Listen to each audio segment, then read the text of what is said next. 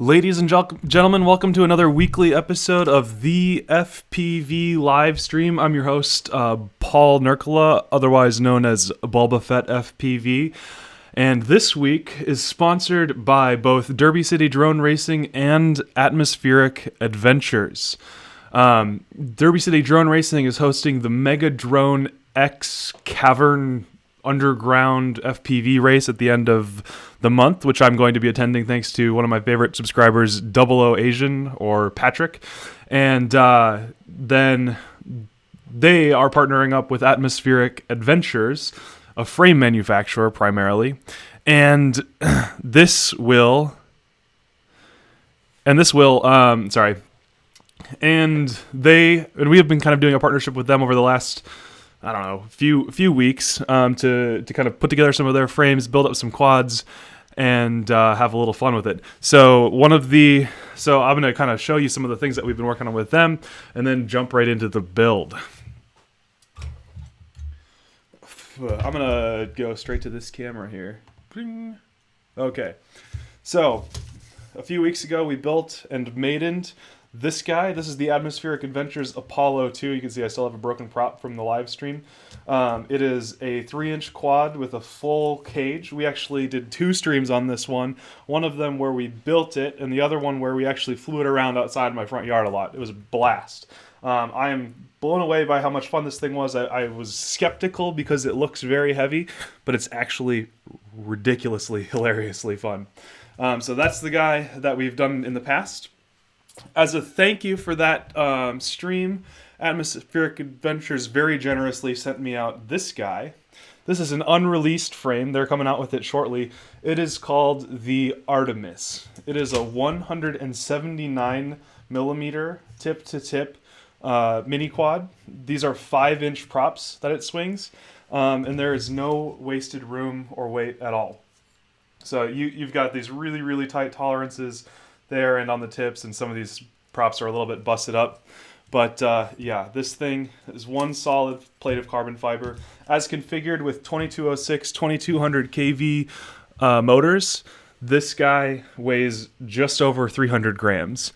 So you have a ridiculously high thrust to weight ratio, low weight.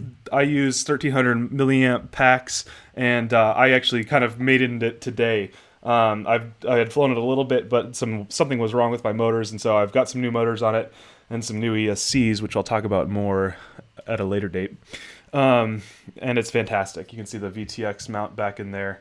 It's all nice and sturdy and secure. I've put it through some pretty bad stuff already. Somebody's asking for the all-up weight real quick. I'll show you guys on both of these.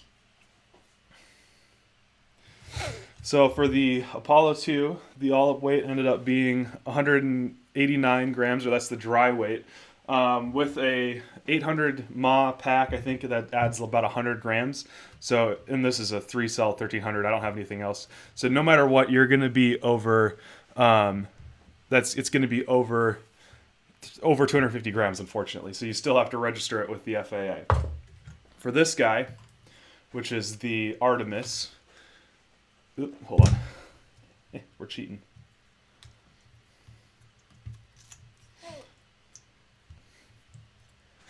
You're looking at 300 grams even. And I fly this with a 1300 milliamp 4-cell.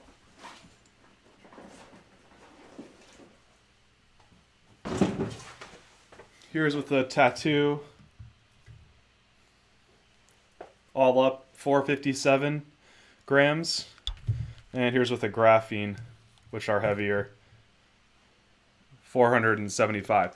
So this is a pretty 4 millimeter carbon there, and 3 millimeter carbon on the top plate. It's pretty awesome. But that is unreleased yet, so I can't give you a link to it, unfortunately. But I'm working with Atmospheric Adventures to try to get a live stream of that frame too, because I am pretty pumped about it.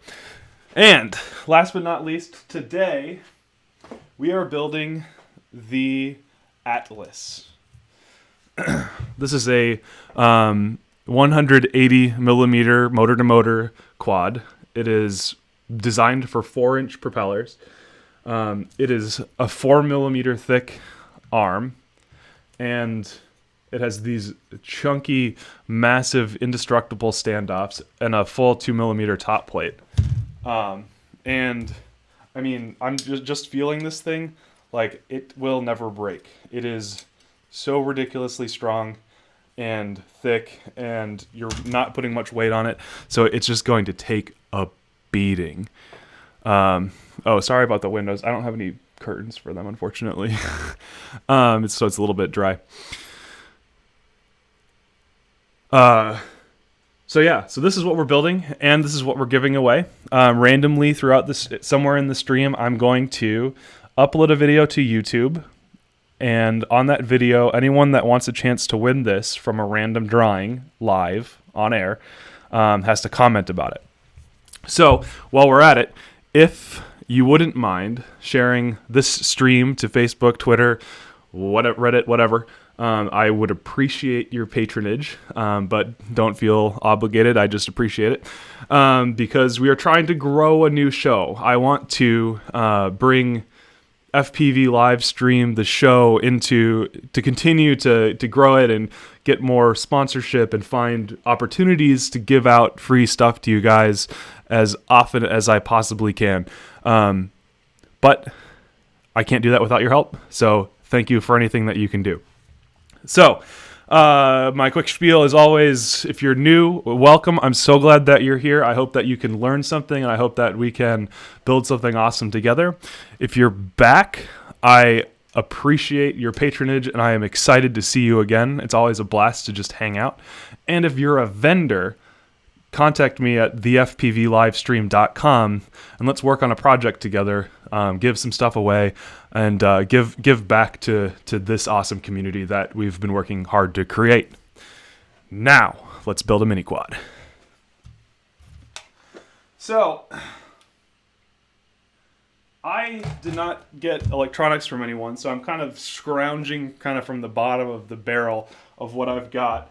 So I had this was my 180. It's this is the multi-rotor Superstar Frogger, but shh, don't tell the vendor that I showed a different frame on camera. Here, I'll just cover it up. On it are my DYS 1806 2300 motors, and that's what I'm going to put on this. I'm going to put that on this frame so that we have. Basically, what I try to do with 180s, because I'm not a huge fan of them because they're kind of, halfway between 3-inch and 5-inch, and they don't have as much thrust, but they tend to weigh just about the same. But with the 3-inch, you're starting to get really, really, really light, and your thrust to weight stays high. But with 180s, it's kind of like, eh. So I try to keep weight down. So I like high KV 1806 style motors, but I don't have any higher KV than 2300 right now just because I'm broke. So if any vendors are out there that want to send me some high KV 1806 motors to test out, I'm your man. But this is, so we're going to go ahead and start building this with those motors. So I got to get those off of this as part of this. Wish I could get quality lower than 1440p. Why? Is that my fault or yours? Hey, UAV Futures. Cool little frame, brother. Hope someone deserving wins it. Someone will win it.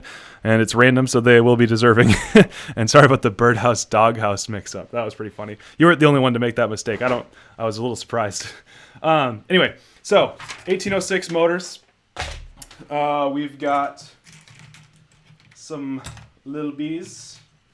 As always, I've got so many of these lying around. I just like to use them because they're perfect. They send a power distribution board with it. We will put, let me find a flight controller here.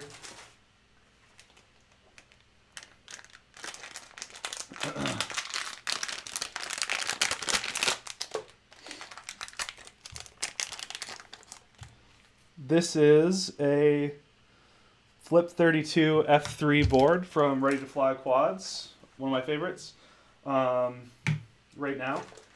Pretty big fan. I gotta find a voltage regulator real quick. Actually, you know what? I'm just going to use this power distribution board.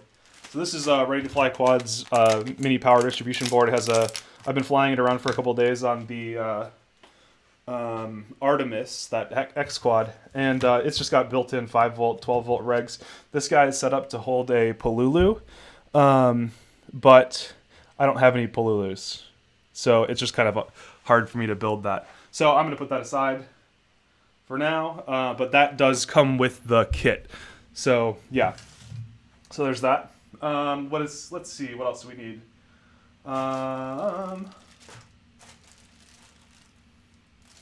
We need a receiver.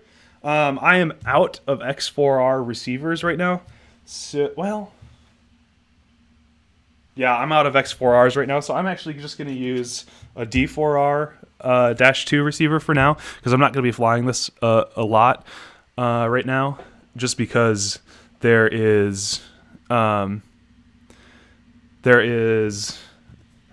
what was I saying? I'm going to be tearing this apart again pretty shortly after to send it out to whoever wins. So a D4R will work for now. I've got some antennas somewhere, hopefully. I might have to run upstairs for those. So yeah, let's see. What else do we need? We need a camera. I've got a really, really grimy looking HS 1177, but it works, don't worry. We need a VTX. I've got one somewhere.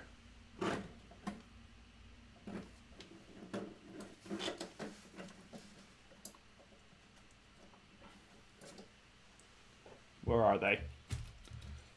This one will work. An FX799T. And so we've got flight controller, power distribution, ESCs, motors are coming. Oh, this one's busted. We can use it. FX799T. That's going to be tricky. Frame, camera, hardware. I got random wires, XT60. I think that's everything. What am I missing?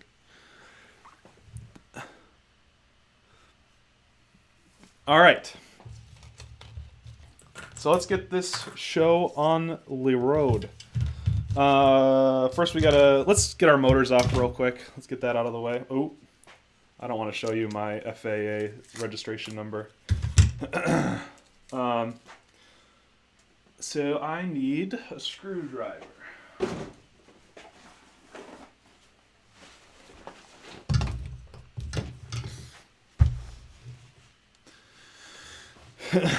Zoomington is here. He was the winner of the Mini Quad Bros ZMR 250. I think he just got it in the mail after some shipping mishaps. I think I put the wrong zip code on it, like an idiot. Yeah, how's that flying, Zoomington? Hopefully, I think it'd be really, really funny if he accidentally won this one today. I think Zoomington, no offense, if you win, I'm not going to give it to you. I'm going to draw again.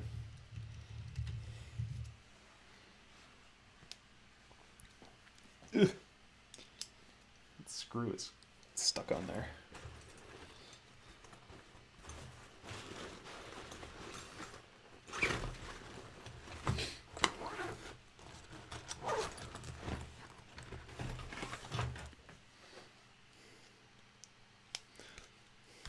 There's the one. Sorry, I should have done this before the stream, but I was running around like a chicken with my head cut off already. Oh, this thing is so stripped out. I need another M1 driver because I don't have a very good one. No!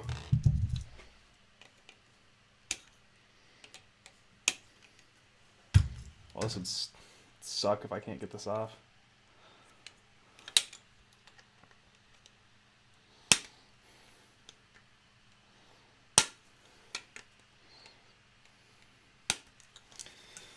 I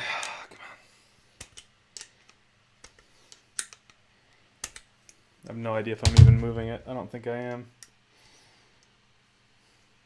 Well, we might make a trip to the garage here in a second. Oh, there it goes. Can you repeat what we need exactly we need to do to enter this contest? Yeah, I'm going to post a video and share a link to it, and then as soon as that happens, I'm going to have everybody go comment on it. I'm going to give it like 10 minutes. I'll put a timer up and everything, and then I will choose randomly from those comments.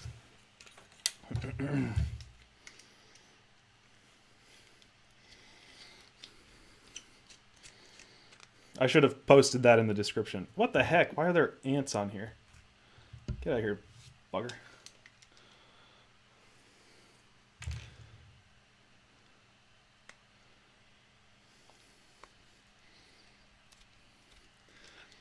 Trauma Factor says, hey, Paul. Hey, Trauma. Oh, oh my goodness. I need a new screwdriver.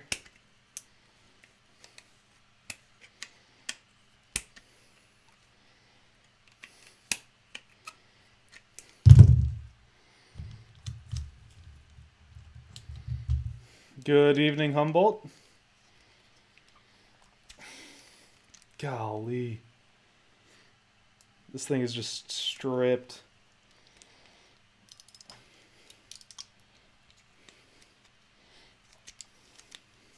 Let's see if I've got another one. That's not going to work for me.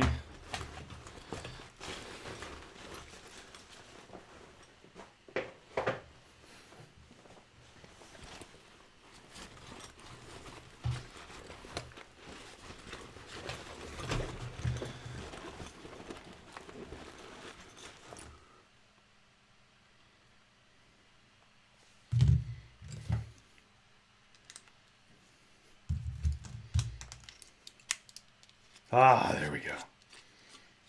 Thank goodness. Starting to freak out there. Livestream ends suddenly because idiot can't remove motors. Headline of today's live stream.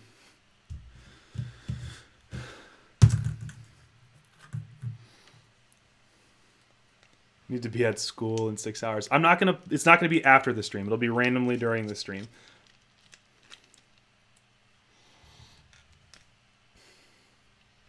But it probably won't be for a couple hours, though. I got the Archer reference. I'm proud to say my missus flew her first batteries in acro a few days ago. She did great. Was she flying line of sight or FPV? And on what quad? Any good advice on getting stripped 2mm motor screw out? Okay, I do have advice on that because I've had to deal with it. So say this is your nut. This is a big one because this is a tiny camera.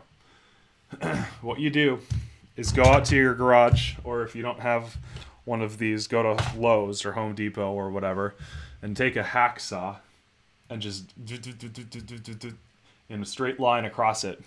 Then you can go back and get your get a flathead screwdriver and use that to pull it out. So that's a pretty easy way. They also sell like tools that are specifically for like revving screws out of stuck holes, if you know what I mean. And that's always a good place to. That's always a good tool to have around. I don't have any, but yeah.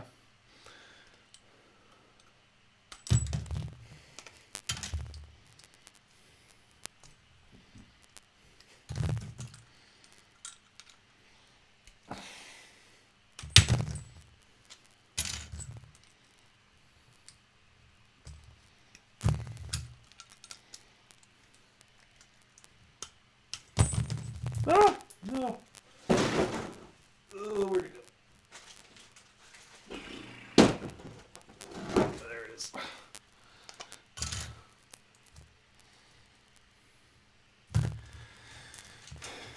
We'll keep our matching colors here.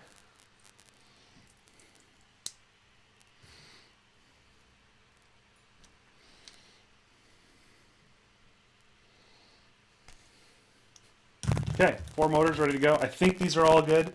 I've had these like since I started flying. I had one go bad the other day, I know, but I think that those ones are all good to go.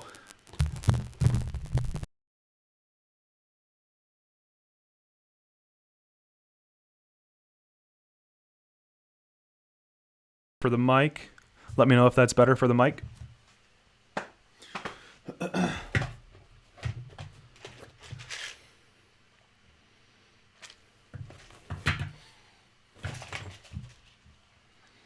Looks like I'm running out of parts for doing my favorite way of mounting stuff. So we'll see how to make this work. Okay, let's take this frame apart real quick. Let me get some of this crap out of the way.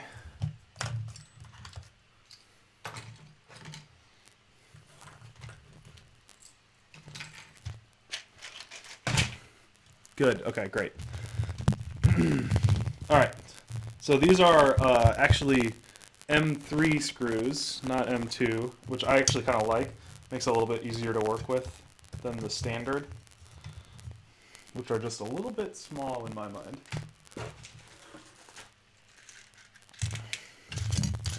I like to keep a little dish around for stuff like this.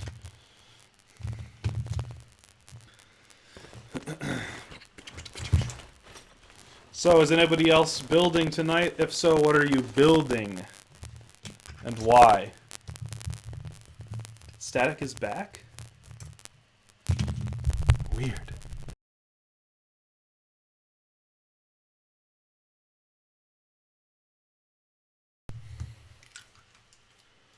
Let me know if the static is gone. Sorry about that. I don't know what's going on. How bad is it when it happens? What motors are those, and why 1806 over 22 series? These are 1806 2300 kV motors by DYS. I prefer them because they're lighter, but still produce. They're still strong enough to swing big angle 4-inch props. So you don't need the extra. The 2204 don't get you a lot of extras, because all they do really, yeah, I don't know. So I guess I don't necessarily know, but saving weight instead of adding weight, because you can only swing a certain length prop, seems more important to me than adding weight and not being able to gain that much extra thrust. I don't know if that makes any sense at all.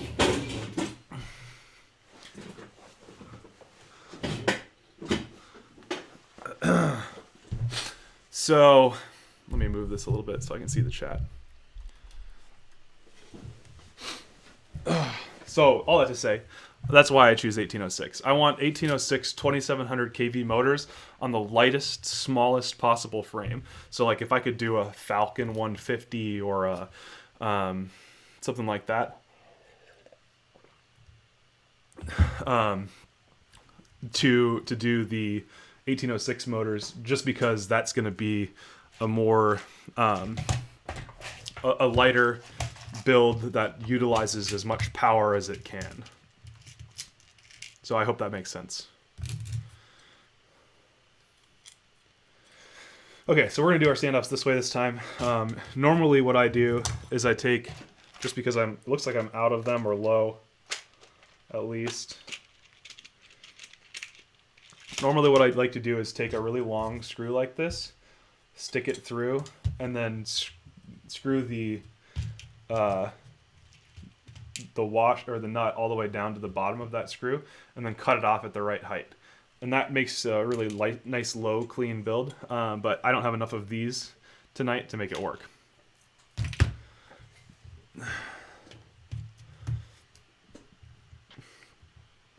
So let's get some standoffs that are all the same height.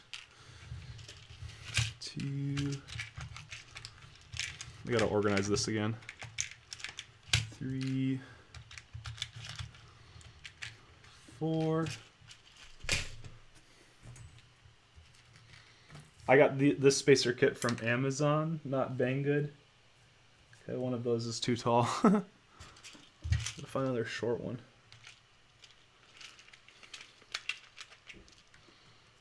There we go.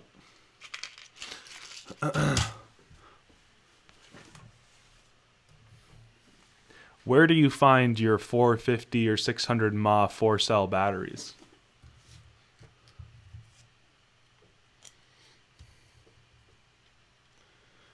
I'm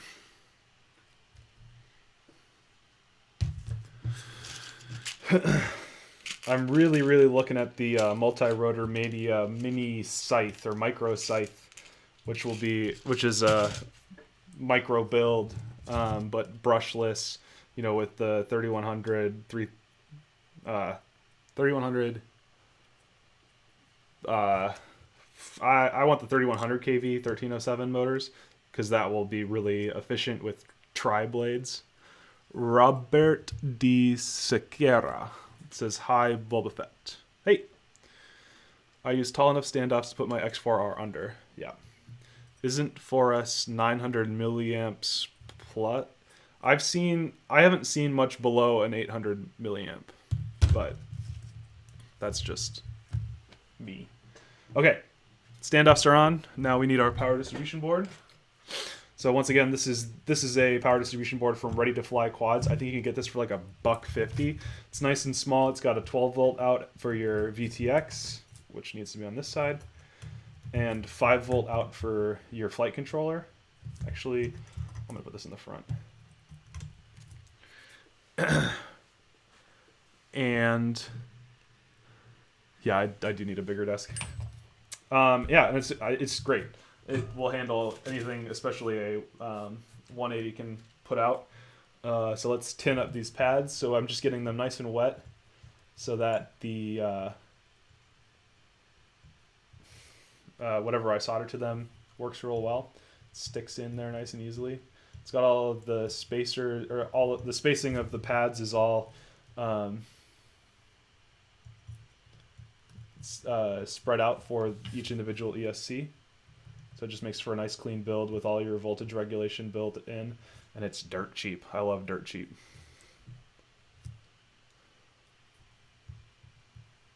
Because I'm a cheapo. And all of this stuff flies through the air at 80 miles an hour. So it's gonna break eventually, so you might as well not break the bank every time you crash. That's my philosophy.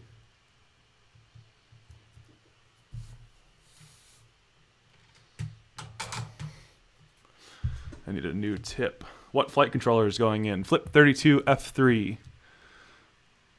MyLipo.de does 500 mAh 4S lipos. Nice. Okay. I'm going to put one of these things on real quick. Room survey. Should I order pizza while on the stream? Yes or no? I say yes. Why wouldn't you order pizza?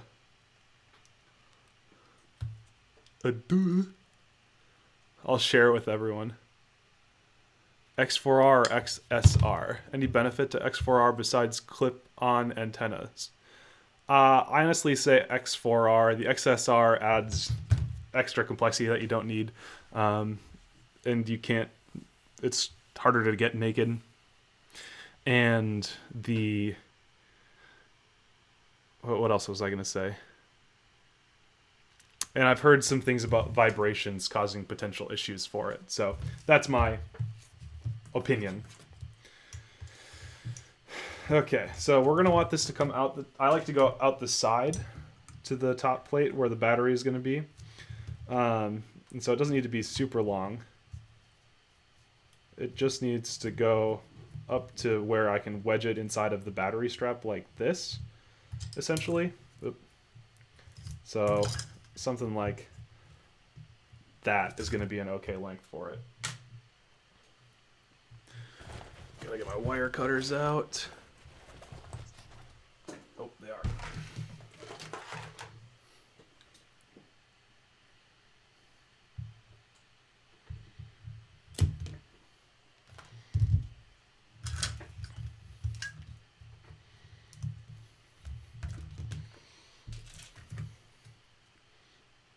I have a bad feeling I cut that too short for some reason.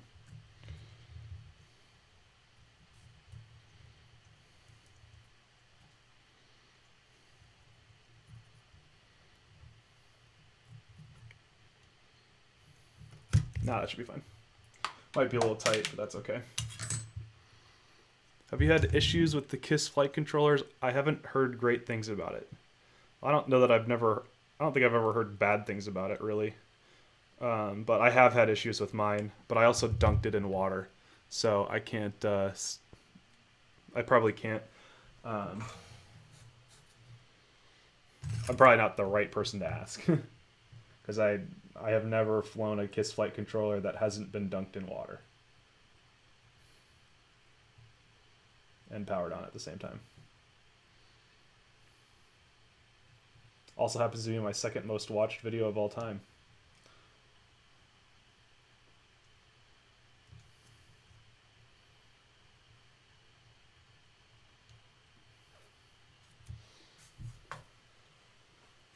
I really enjoy your live stream builds, fun to watch. Thank you. Okay, so I tinned up the XT60 connector, and now I'm going to solder it directly to the power distribution board.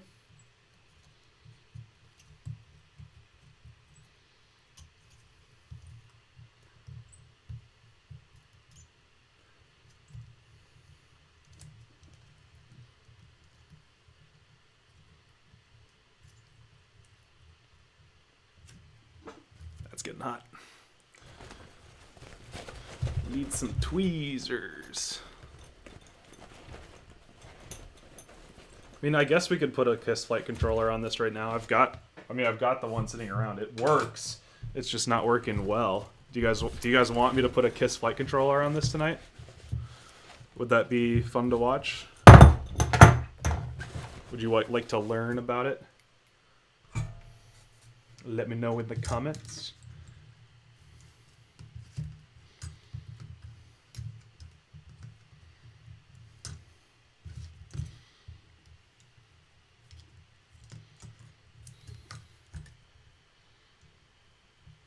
The only thing I don't like about this power distribution board is that the voltage in and ground are very close to each other. So with high gauge wire, it's pretty tricky to get everything in there.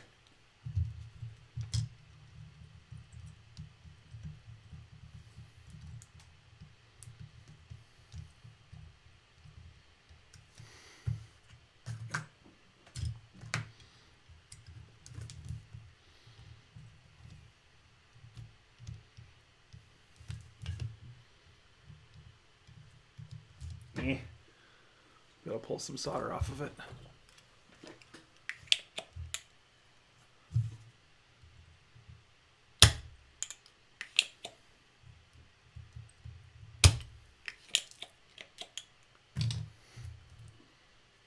Is there a name for the type of tweezers you have? I don't know if there's a specific name for them or the type. I mean, they're reverse tweezers, so I don't have to hold them down. They're really useful, so you do want a pair. I'll tell you now, but I don't know what the type is, if that makes any sense. I bought a kit on Amazon that had a bunch of different kinds of tweezers in it. Okay, I'm trying to make sure that I don't have this bridged here. I don't think I do, but that looks clean. Okay, so potentially some magic smoke here. Be excited. 3, 2, 1. Nope, we're good. All right, so when I power up a power distribution board, I always cross-lock tweezers. Nice. I always check the voltage regulators, make sure they're giving me the right thing. So this should be 5 volts. And upside down, that's 5 volts. And this should be less than 12 because this battery is probably not full.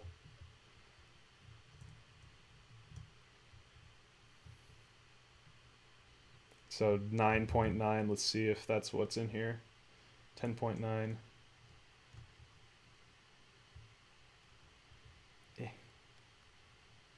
10.9, okay.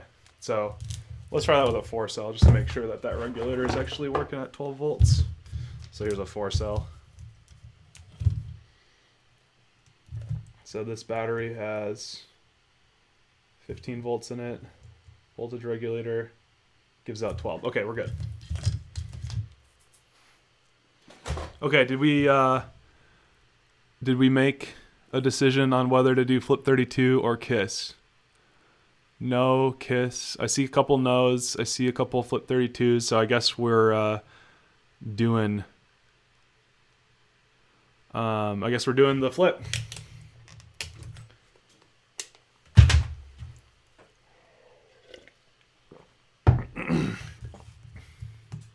Okay, so XT60s hooked up for the battery. Let's throw some motors on here. Actually, I wonder. This might be too big for 1806 motors now that I look at it. It looks like it was intended. So the screw's not slipping through or anything, but it's a little bit loose in there.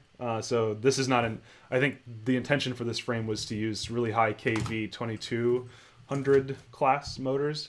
So you can see that it's pretty loose in there. But for the purposes of today, that's going to be fine. Is it the Flip 32 with OSD? I have one, but I've not played around with it. So I'm not planning on using that one, no.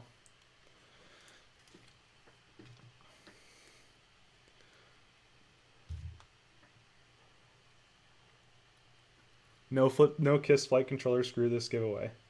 Screw you too, man.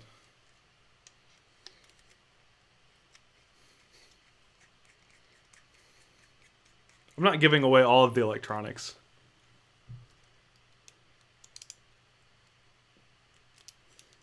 Oh, 1806 screws would use the slots, not the holes. They don't fit through the slots. Would I have to drill it out? We'll just use the holes for tonight. It's okay. This isn't going to be flying long anyway, because I'll have to send the frame out.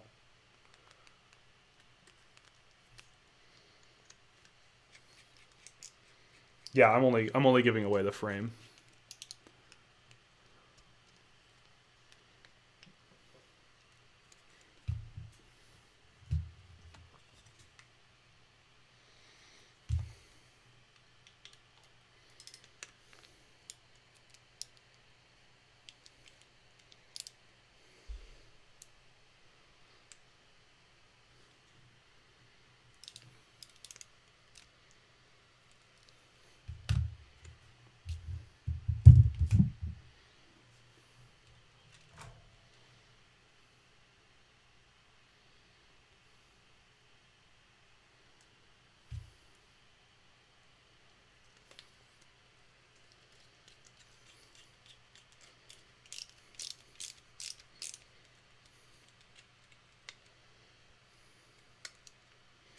Okay, these don't feel like they're going to slip out, so this will be just fine.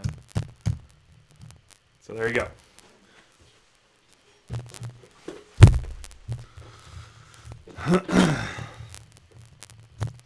One motor mounted up. Like, so I mean, look how much extra room there is around there. That's going to be real nice and protected from any potential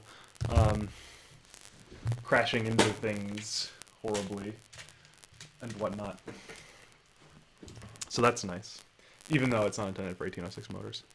Are there any 1806 motors that use the screw size of 2200 or 2204 motors? I wonder. Does anybody know the answer to that question? Like maybe the Cobras do, which would be awesome. Like the new Cobra 2800.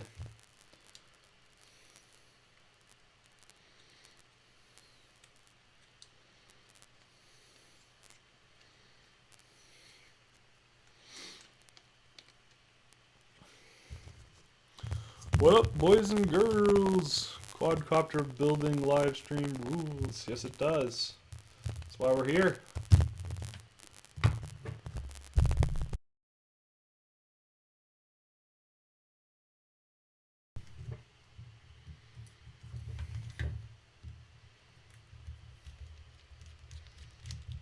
Okay, and I always say this because I am building fast here for the purposes of the live stream, but make sure that you Loctite these screws. Use blue Loctite, not any other color. When you put them in, so you just dip the screw in Loctite, put it in the hole, screw it down, and just let it dry for a while. So that is you absolutely want to do that there, and you can also do it on your frame, at least on the bottom plate screws. I'm not doing it tonight because it is not it's not conducive to doing things quickly for entertainment purposes. But if you are building a quad for the first time, make sure you do that. Otherwise, your motor might pop off mid-flight. I have DVR footage of a quad where you can see the motor in the FPV footage, and you can watch the Cobra mangle itself after it falls off of the frame because I didn't Loctite it, which you never want to see while you're flying around. Use blue Loctite, not red. Did I say red? That would be embarrassing.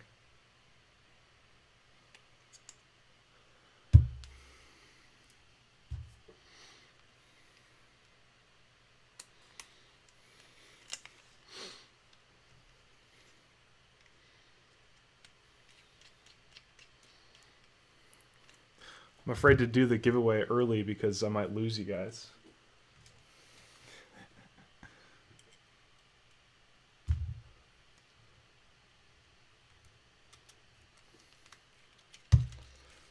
All right, 3 motors mounted up.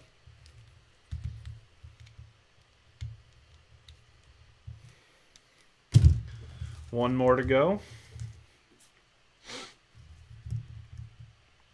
Where is it? There it is. Am I the only one that hates the fact that blue Loctite comes in a red bottle? Yeah, I think that's asinine.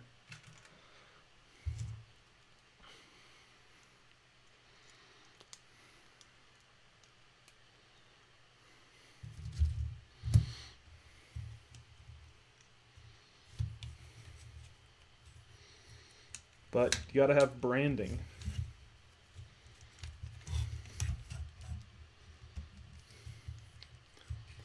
What's the smallest size quad that can do acro well? What is acro? Acro mode or acrobatics?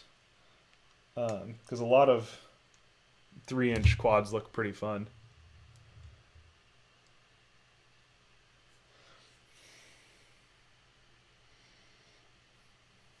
I've not flown many. I've only flown this guy, which is the Atmospheric Adventures Apollo.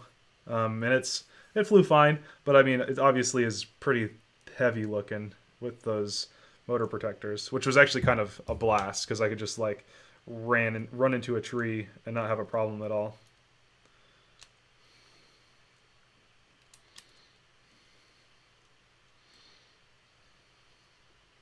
The magnet is messing with me. Dang it.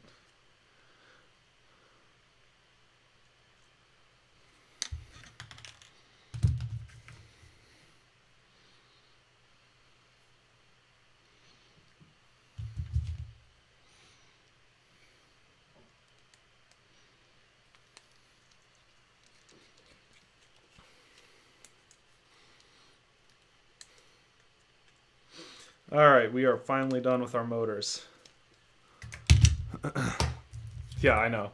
Well, yeah, that was what ended my. I only had a few props on those, and what happened was that I was, because you fly forward at an angle, and I hit a tree branch that went into the motor and broke that way. So it was pretty good. Let's see. Eric Engman asked, "What's your job?" Well, I wish it was this, but I don't know if that's going to ever be sustainable. We'll see. My job is I am the director of technology for a startup company that helps raise money for nonprofits. It's similar to crowdfunding, but it's very different. If you're interested, you can go check it out at todagive.com, TODAH give.com. But it's we're in early stages. We're seeking venture capitalism right now, so it's tricky. But yeah, so that's what I do. I mostly program right now, but eventually looking to kind of help manage that process. Let's see. So my way of doing ESCs is different than a lot of people's. I don't use any heat shrink on it. Instead, I put a little electrical tape over the arm and then electrical tape the ESC to the frame. And that just makes it really easy to maintain in my mind. And I like easy to maintain. That is one of the most important parts to me when building a quad is being able to fix things real easy.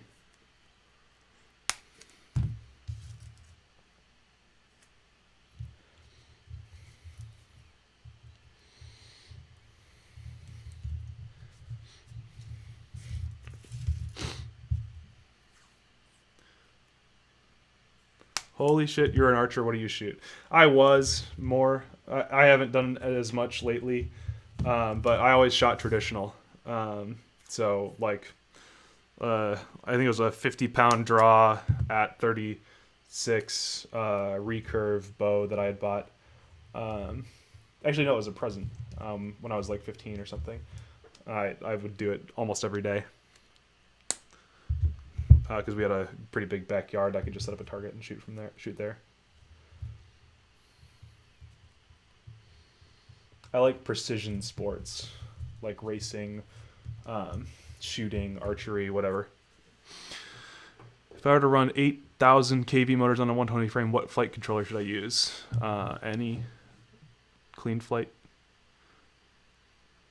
So you guys are talking about the RS90 right now. That's next week's build. We're building an RS90, so come back.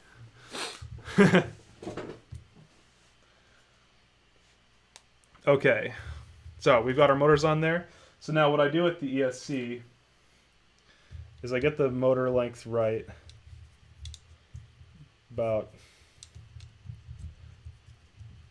there should work, and then I actually just tape it right down to the frame. That kind of sounds tacky, but you can make it look pretty clean by the end of it. But on these ESCs, you've got cables on the bottom, so I'm going to pre-solder the signal and ground wires to it so that I can get access to it more easily later without having to flip it over and all that stuff. So I'm just going to do this before I tape it down. Ground is on the outside on these, and signal is on the inside.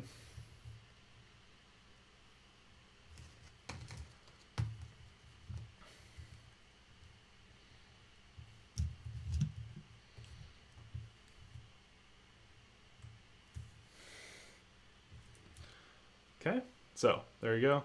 Ground signal hooked up to that ESC. See you guys later. I'm going to maiden my cloud surfer. Godspeed. All right, let's start with this one. We'll start with one. What'd I miss? Not much. These are little B ESCs, little B20s. They're the workhorse of the FPV community right now.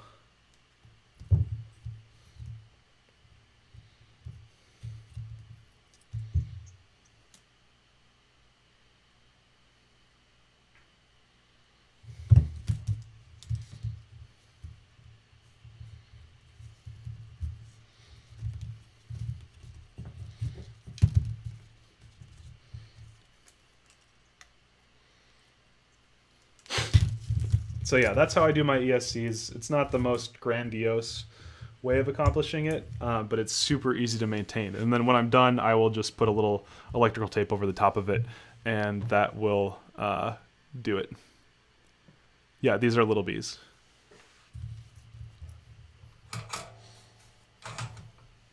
Okay, there's a little extra length on these, so I'm going to just snip off a little bit. These are already tinned because they were on a build before this. I don't need this much length.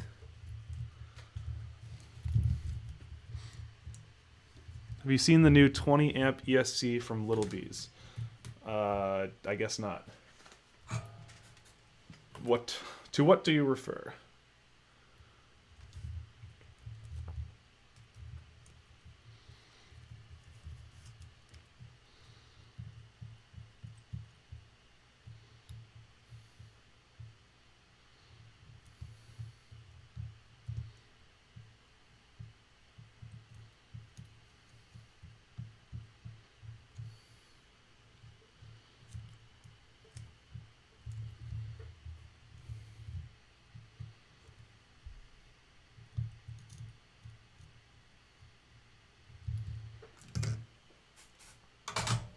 Okay. Motor all wired up. Good to go. There's a 30 amp version available if you need 30. The new Little B Pro has the F394. And the Little B30 has also had the F394, which is a version of the chipset that Little B's like to run, or that you need for like multi-shot and race flight and all that jazz. Okay, so we've got positive to positive right there.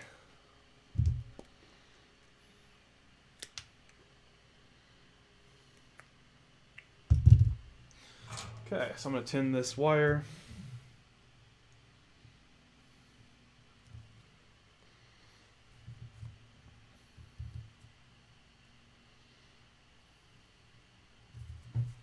I'm going to hook it up to the power distribution board.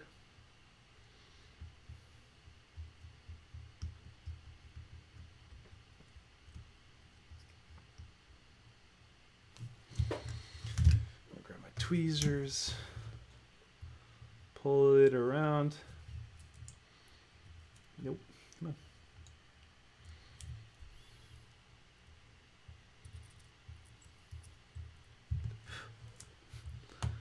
And voila. Power for that ESC. I don't like, that was maybe a little bit too long, but that's okay. All right, one more.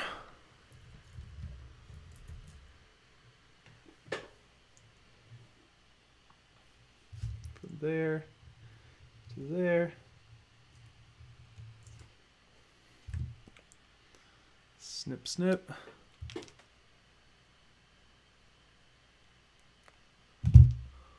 Multi-shot plus race flight 9.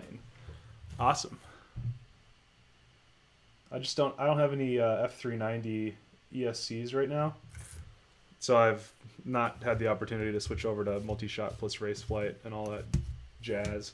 I'd love to give it a shot, but I need to focus on my race coming up at the end of April at the Megadrone X, who is a sponsor. Thank you again to Atmospheric Adventures and Derby City Drone Racing, the host of the Megadrone X race. I'm excited to come and compete.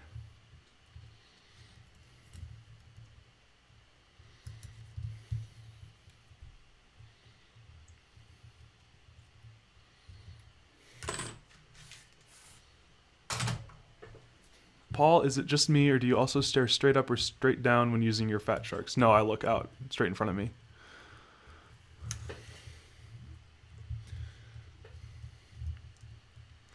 If any sponsors want to do a race flight build, let me know.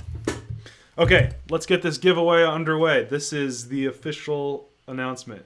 I'm going to film a video right now and post it to YouTube, and that is the video on which you will comment. 10 minutes after that, I will be using a random comment picker to pick the winner. So let's get this going.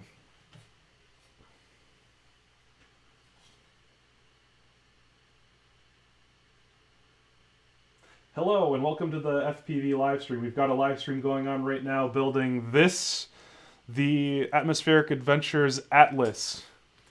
One lucky winner will get that. All you have to do is comment on this video right below, and that will enter you into the chance to win it. Once this uploads, you have 10 minutes to get your entry in, or else you do not qualify. All right, I'm going to upload this, and I'll let you guys know when it publishes. Let's see. YouTube.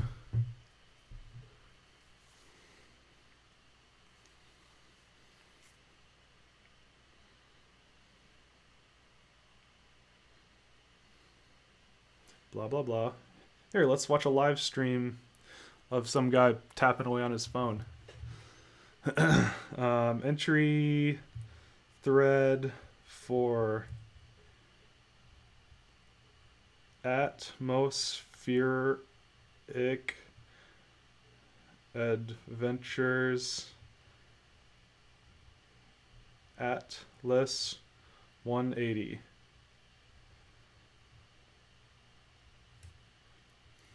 You have 10 minutes to comment.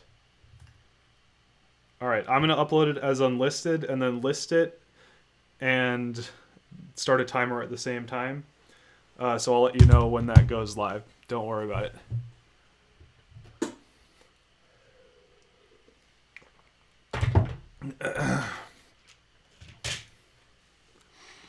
Okay, that's going.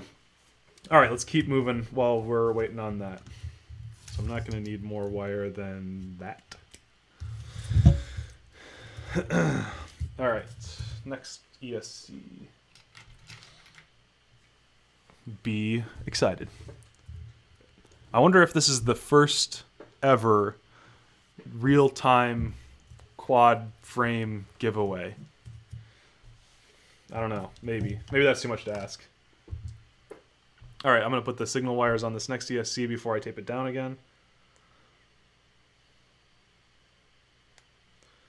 If I cut my fingernails today and I can't separate them. There we go. That felt like voyeurism. That's funny. I like your dog, Paul. Thank you. I like her a lot too. Cubra, come here. Nah, she's asleep on the couch. She's too lazy to move.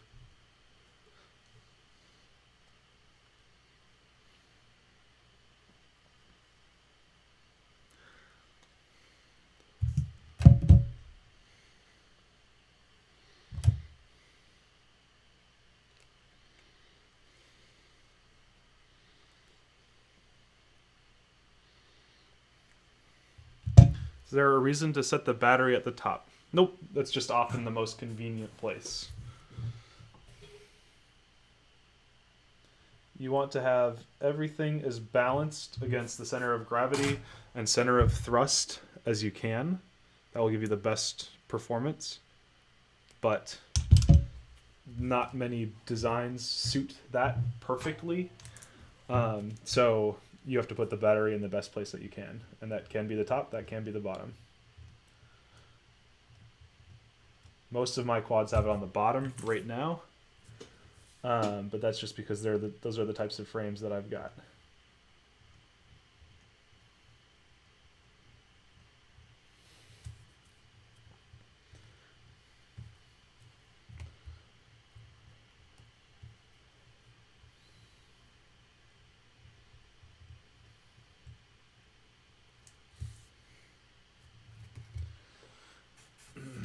I'm just going to look at this a little bit more closely. The ground wire is a little bit, it's not perfect yet.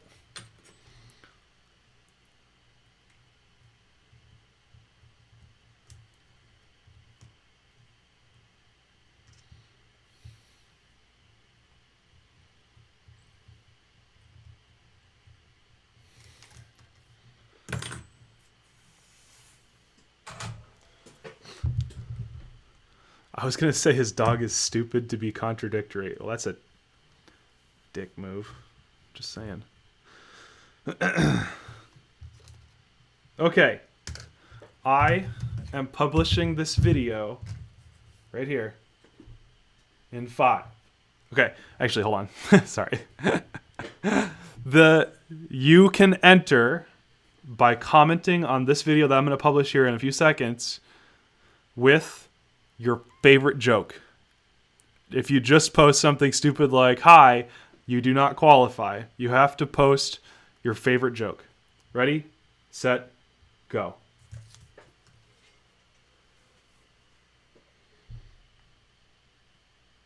All right, I'm going to do one more thing here.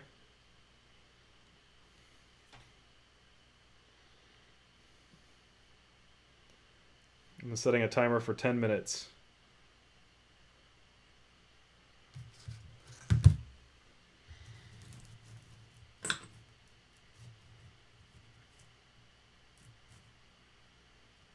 That was trickier than I thought. Okay, we got it. You can use dad jokes. I will qualify dad jokes. Circadian Rebel. Wait, what? We need a joke now? Can you guys see the giveaway video?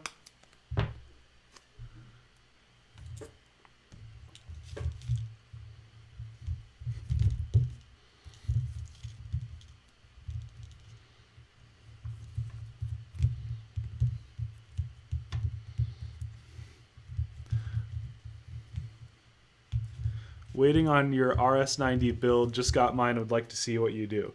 Well, I have no idea how I'm going to pull it off. Like I have not done any research or anything yet, so I don't know if you'll get... Oh, not posted. Hold on. Let's see. Let me go to my YouTube channel real quick and make sure.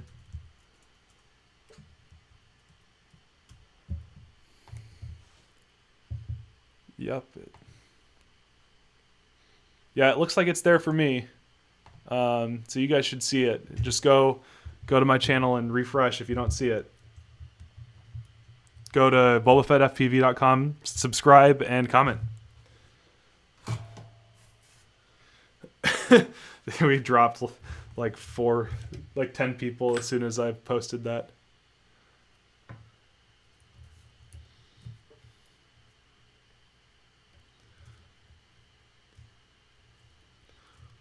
youtube.com/ or bobafettfpv.com.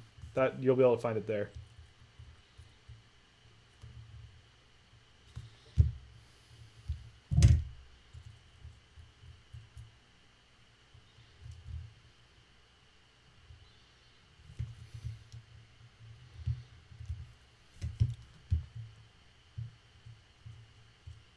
Oh, my clock went away. There we go. I'm out. Always late. What have I missed? Well, we just started the giveaway. You have to go comment on this on the video I just posted with your favorite joke. And that will enter you to win. Rooting around for some wires over here. Charge your phone. Yeah, I know, it's low. I don't charge it. I only charge it when it needs it, which gets me in trouble sometimes. But the Galaxy S7 lets you keep it. It has really good battery life. So I can usually get a day and a half or so. I just charge at my desk or in the car.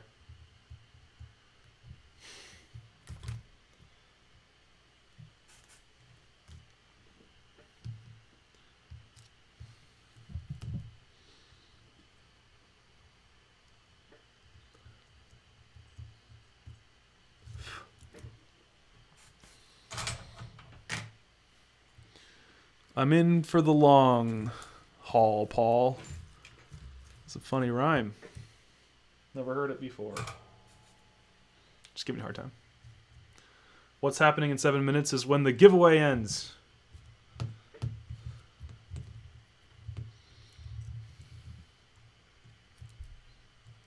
I guess I should probably not block the camera. Terrible joke, but a joke nonetheless.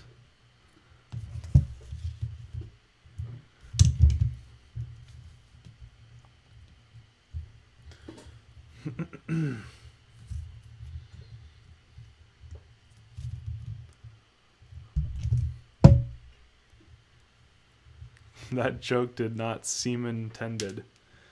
Wah, wah.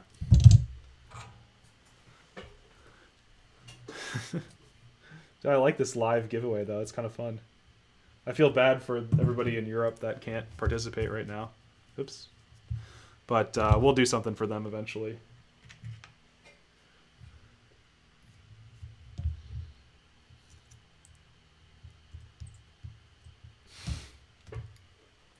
Okay, I want everybody to say hi to everybody that's not here or in Europe and is watching later.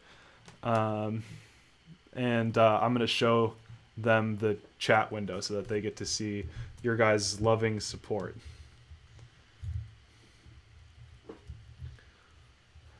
Have you ever had a bad FC? I have many times had problems with flight controllers going bad. Most of them Naze Rev 6s. Shh.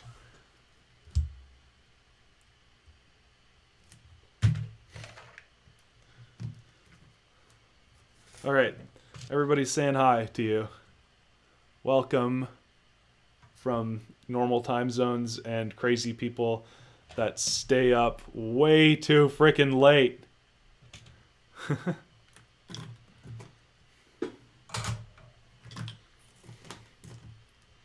America. Nice. Oops.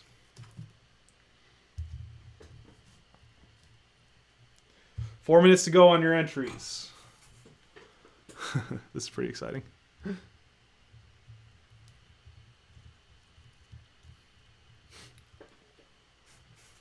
Everybody that's in Europe, comment on this video and say hi back. Okay. 2 motors, 2 ESCs done.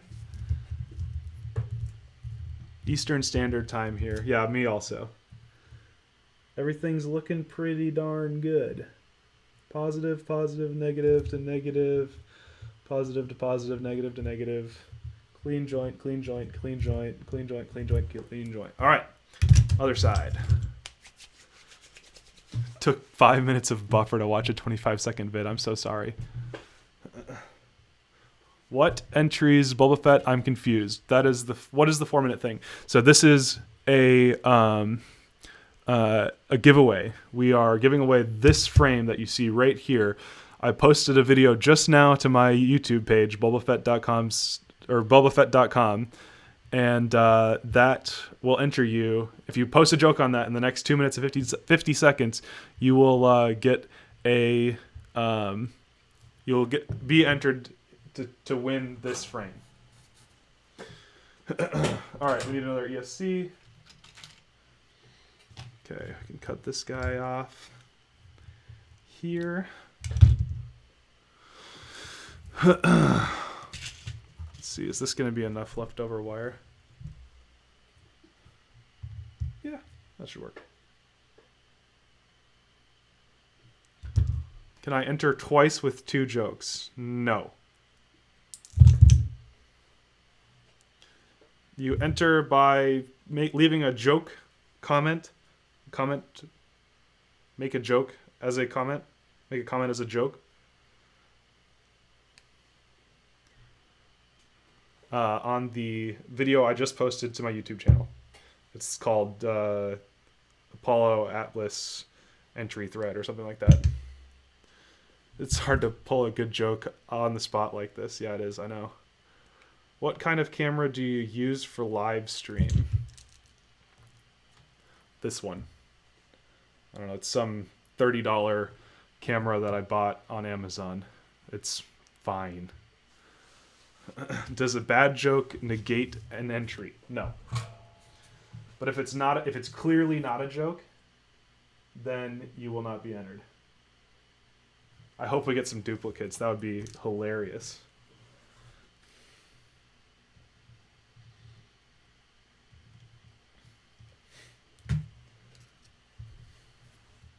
You guys are supplementing my stand-up comedy routine on Saturday nights. No, I'm just kidding. I don't do that. I don't have the stage presence. I can only talk to invisible people on the internet. What if it were so bad you can't even tell it's a joke? I will give you guys the opportunity to defend your horrible jokes. All right, I'm going to the page. Oh, and please subscribe if you haven't already. That is an intended part of the streaming process. All right, we're running low on time. I hope you got your comment in.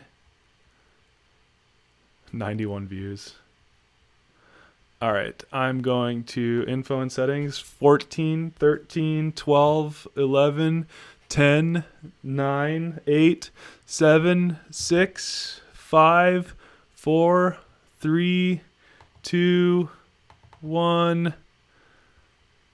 Comments disabled. Save. Watch that like erase the comments. That would be embarrassing.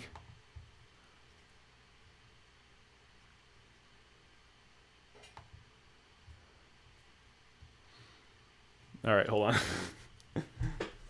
Okay. let's see. I need to go to desktop. Oh boy. That's interesting. Order, no. Transform. Fit to screen. There we go. Okay. I'm going to minimize this.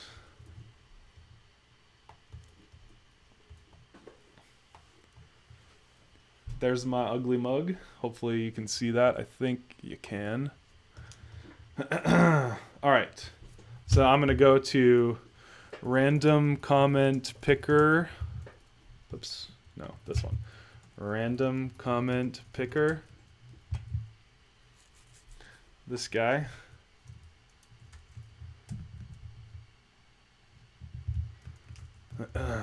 Paste. Load. Okay. I gotta re-enable comments real quick. Very briefly. Don't worry. Edit. No, missed it by a second. Advanced settings. Allow comments. Save. Okay. Comments are back. Good. Okay. All right. Done. Go. All right. I'm not loading any more comments after this. Okay. So we have 75 entries and replies in one page for the video. And this button right here will randomly pick the winner of the FPV Livestream 180 Atlas blah blah blah giveaway. Drum roll. Okay, that was dumb. Randomly pick a winner. And the winner is Asa Edvik. What is a KISS equipped quad in a pond? A clean start. Woo! Congratulations.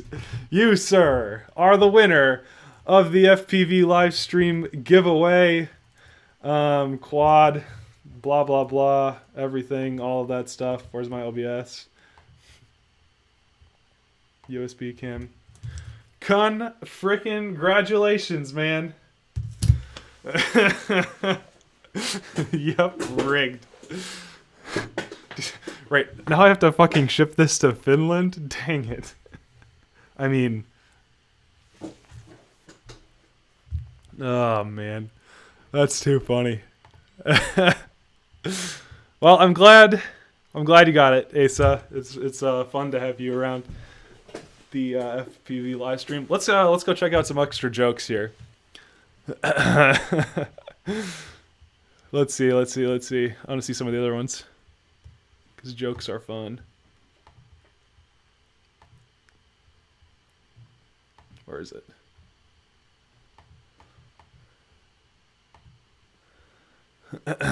Joke highlights, go. All right. Okay, actually, here, let's do this. Everybody go back to the video and like your favorite video or favorite comment. Like, literally, everyone go there right now and like your favorite jokes, the favorite jokes, so that I can just go back and read some of the highlights, because I don't have time to read through 90 comments here on the stream and build a quad and give it away and all that stuff. But once again, congratulations to Asa. That's awesome. I might ask you to give me a little bit of cash to help me ship it to you, because it's expensive to send stuff across the big pond thing. But I'm sure you won't mind.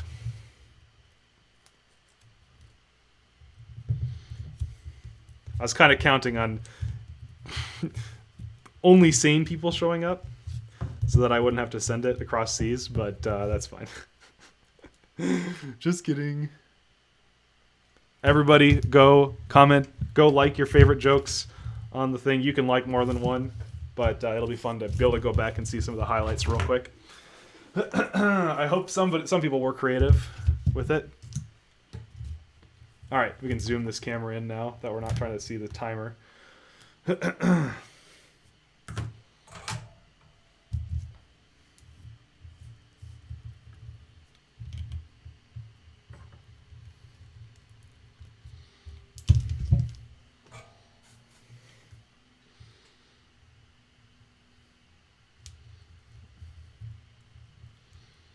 All right, we're soldering this motor onto the ESC now. 3 of 4.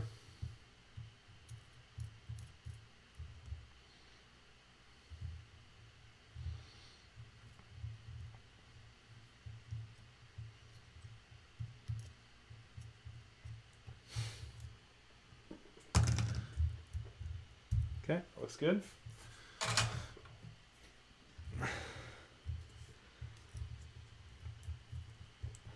I'm kind of counting on there being lots of like obnoxious beard jokes or something like that. I've only looked at the one that Asa posted, so we'll see. All right, we need more wire. Should be good. I've got a lot of like extra little bits of wire sitting around. It's actually kind of nice when building.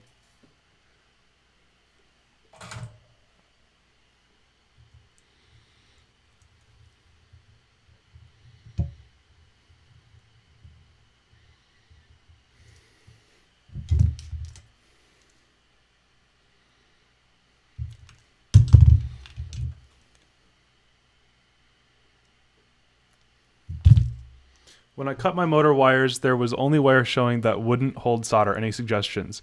Get it hotter. What ESCs are those? These are little B ESCs. Little B 20s from readytoflyquads.com.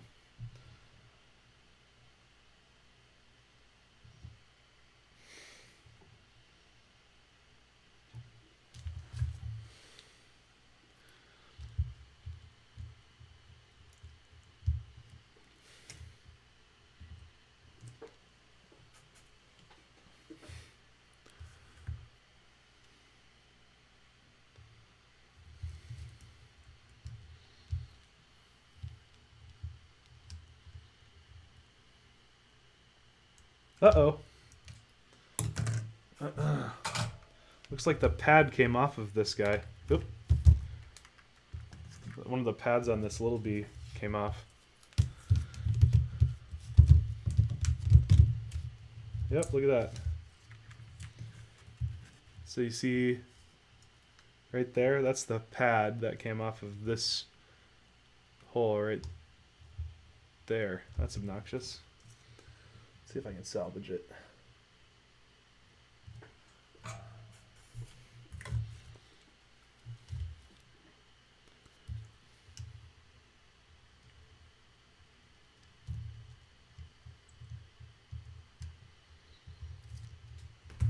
Yeah, that's not going to hold it. I'm not going to waste the time to fix it right now. Might not be able to get that off or get that on in there anyway.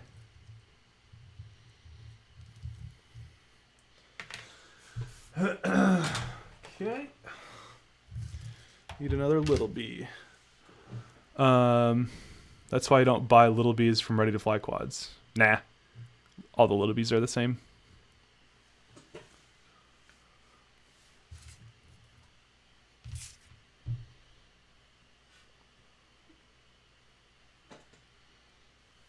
There we go. Toone get that man a soldering station. I do need a... These are real FVT little bees. I took the wires off when I disassembled it from my current frame.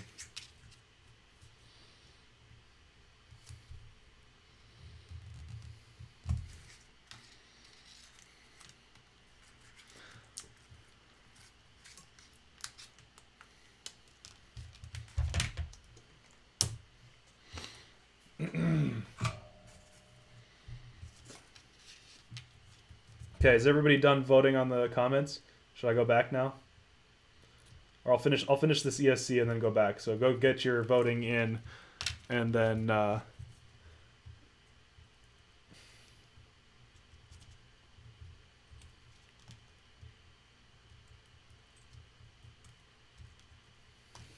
but yeah, you're right. I do need a better soldering solution.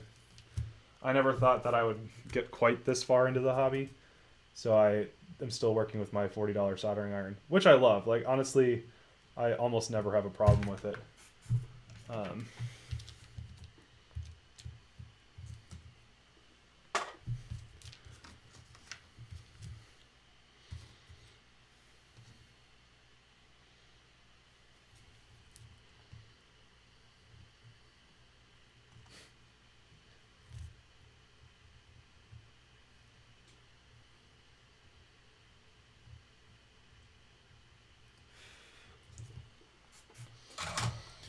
All right.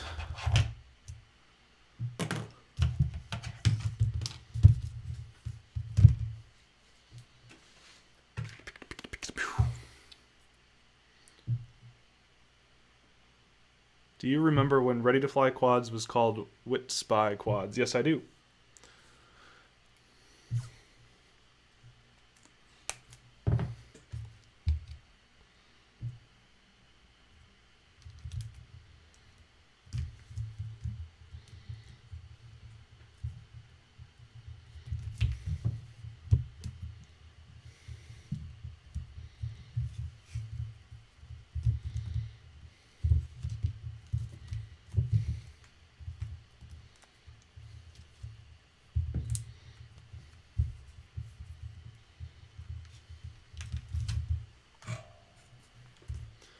Okay, I've got to re-tin this little bee because it was new in the package. You always want to add a little bit of your own solder to someone. Or when you have something, or when you're working with someone else's materials, because you want to be able to trust the solder joints that you create.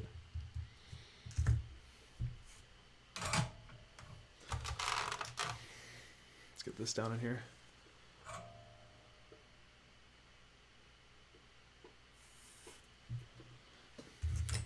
I forgot to turn any other lights on in this house. Like literally, this is the only light on right now.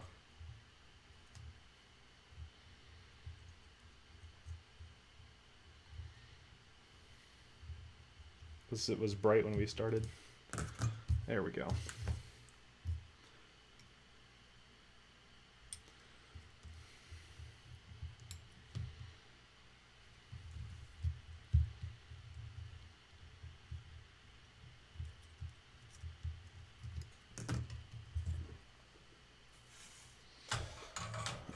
Paul, are you profiting from giving out this quad on a live stream? My profits, honestly, would just be more subscribers and interest in the show. There is no monetary contribution to this, plain and simple. So.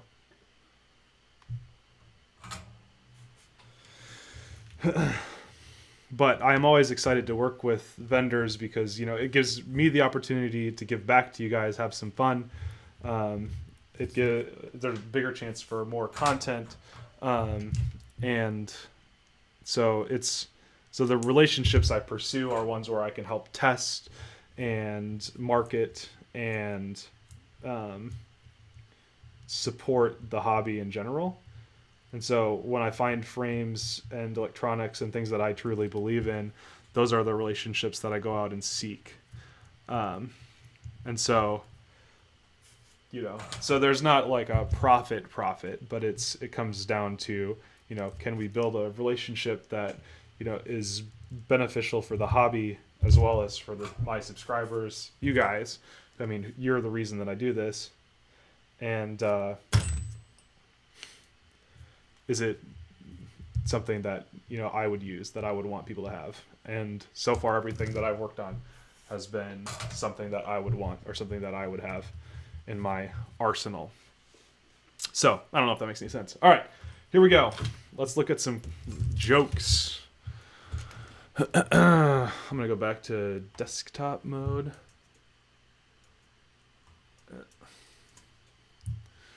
Nope.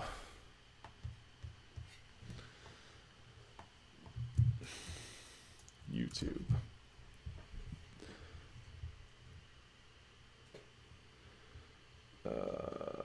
My channel.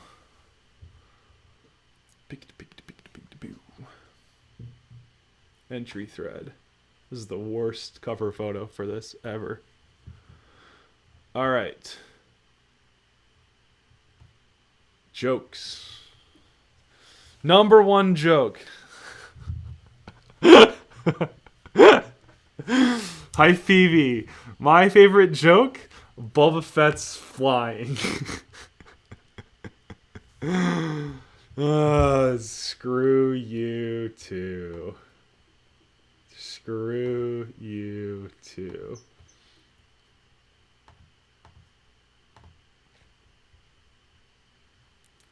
Adam, or Hive PV, is a friend of mine. We know each other in person, so he apparently has earned the right to make fun of me mercilessly in front of 57 people. Dick. Quadcopters don't fly, they beat the air into submission. That's pretty funny. I like that. It's so cold outside, I saw a politician with his hands in his own pockets. What's a kiss? Equipped quad in a pond, a clean start. What's red and is bad for your teeth? A brick. Yeah, no kidding.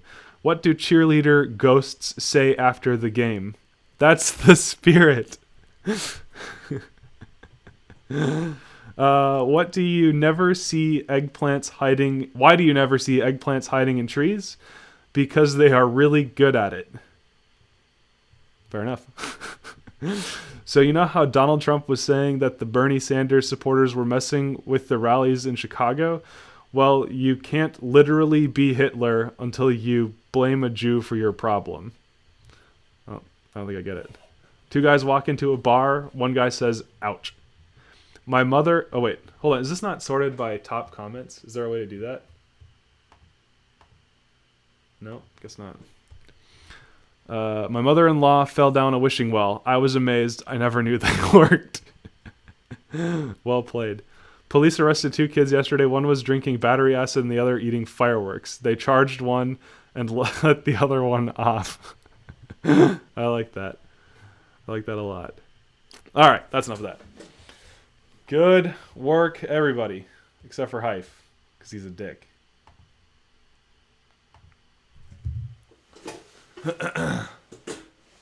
Elephants, not eggplants. Whoa, why did I...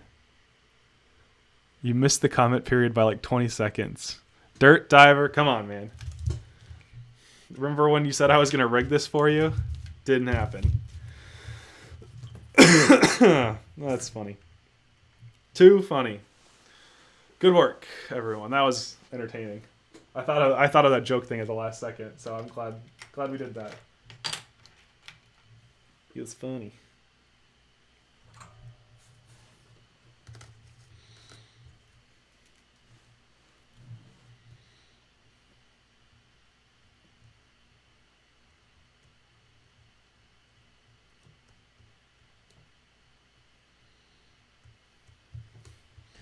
I bet Hive thinks he's pretty clever right about now.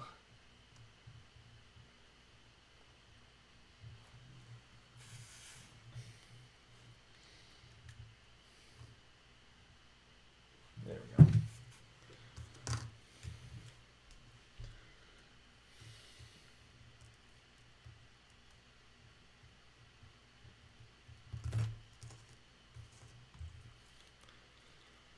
See you all. Have a nice build.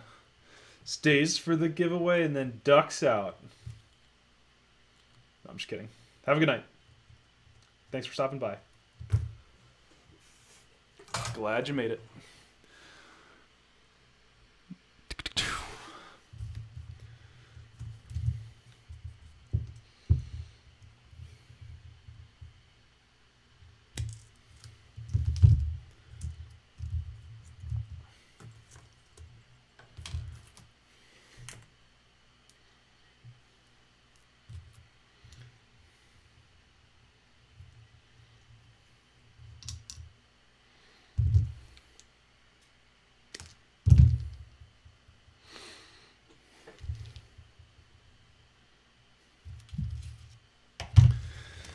Okay.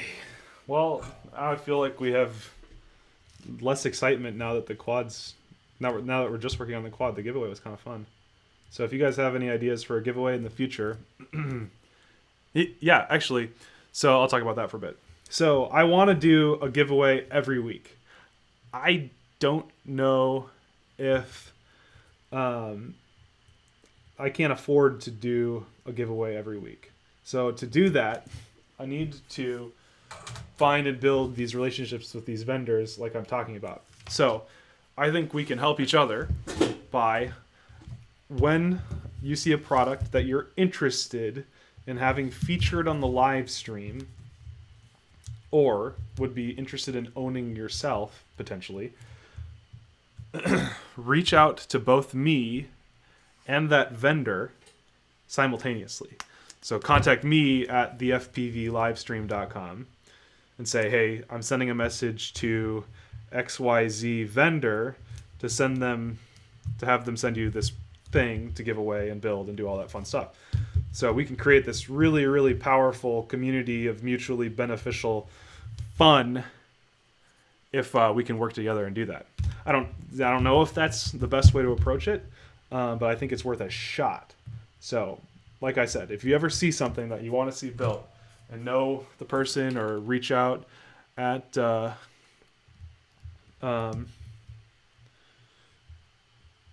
just reach out on their website or whatever and say, hey, go send this to Boba Fett for a giveaway. I think that would be a blast. So I'm going to be pursuing those relationships, but I'm just one guy kind of awkwardly emailing people saying, hey, give me free stuff. But if the whole community is driving a community built webisodes, basically, then we can quickly gather interest from vendors. I don't know if that rant made any sense, but yeah. So if you're interested in seeing this continue to grow and build and continue giving stuff back, that is how you can help right now.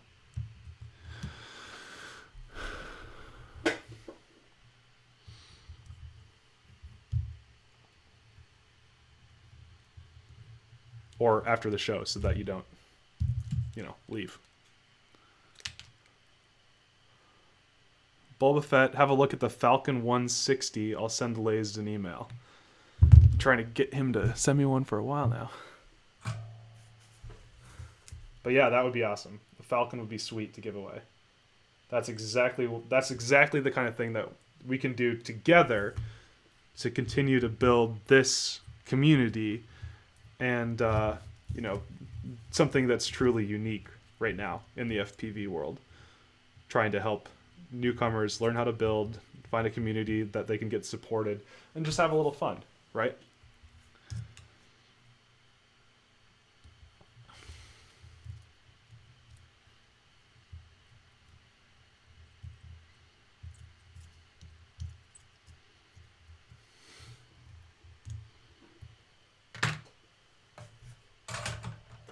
I will send an email to Multi-Rotor Mania and talk to them about a Scythe 130 giveaway. I know they've been dragging their feet on that for a long time, so. Just kidding. Writing an email right now. You promise to send it to me right now. I promise to give you an equal opportunity with everyone else to win it. How about? Does that work? I hate fun. Well, you don't have to have fun. You can pry your fingernails off with pliers while you're watching the show. That will make it significantly less fun.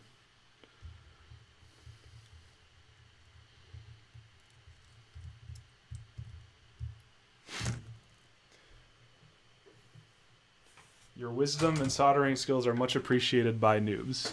I'm glad you think so. It's been so much fun to just kind of be able to produce some content that's going to be useful to people down the road. Any tips for precise soldering, first time building? Just got my flight controller and some other parts, and I don't have too much soldering experience. Well, I'm about to solder a flight controller, so I'll talk about that when I get started on that. Okay, we've got four motors connected to ESCs on our frame, the Atlas 180 from Atmospheric Adventures. Ooh, do I have enough of these? Uh-oh. Uh-oh.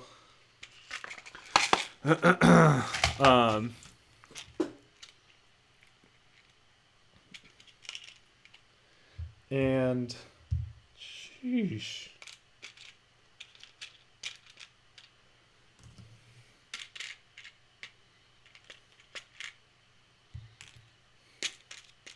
Sorry, 1 second. Gotta find some that are all the same size here. hate it when this happens. That one is... and that one. Okay.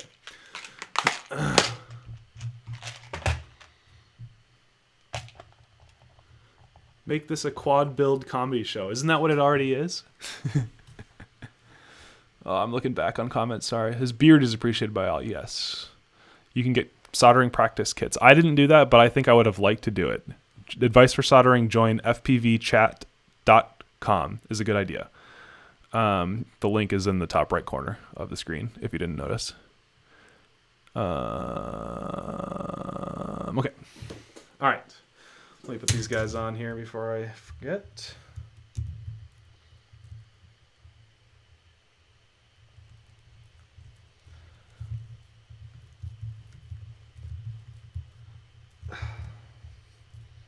These are sharp.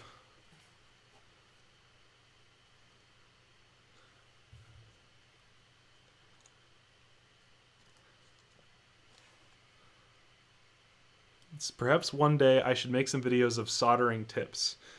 I mean, there's only so many kinds of soldering tips. Maybe you should make one of soldering pointers.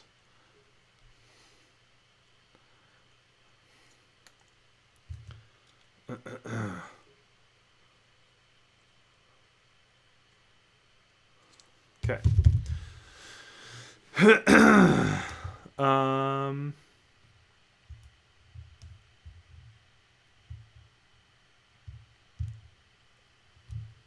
Okay.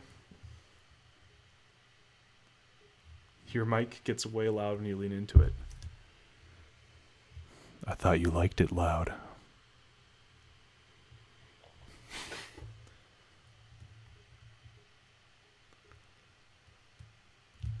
Pat the Pirate, that's a cool name. So I'm separating these wires here. Just the tip.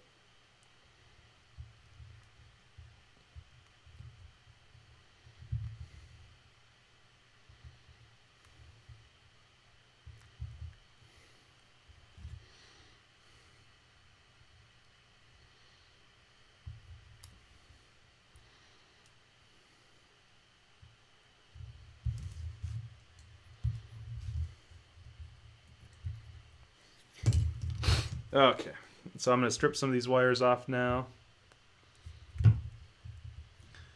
Little did I realize that when I became an adult, I would be stripping on camera. Just so people on the internet would like me.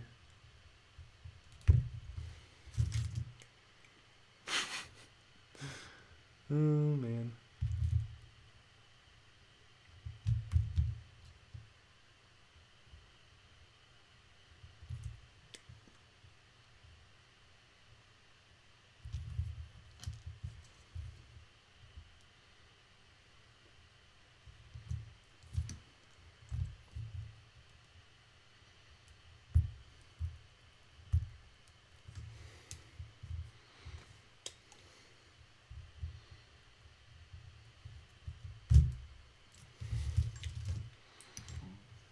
It's always funny to make a joke because it takes a while for you guys to start reacting to it on my screen. There's maybe like 30 seconds of delay.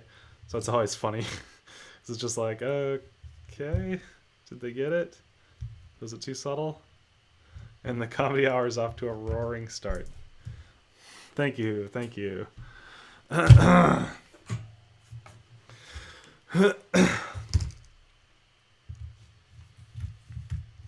All right, so I'm going to tin each of these wires and then cut them to the length that I want them to be.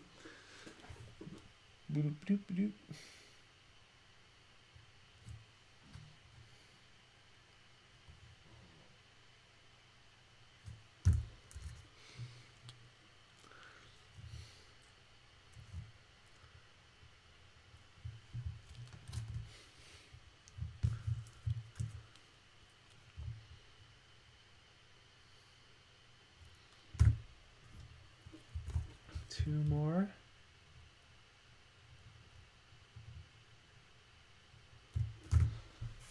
Okay. Actually, before we go on, let's power it up and see how see whether or not, make sure that if we're going to have magic smoke, we might as well do it before we put the flight controller on, because we don't want to ruin the flight controller with it for whatever reason. Okay, so before you ever power up your quad,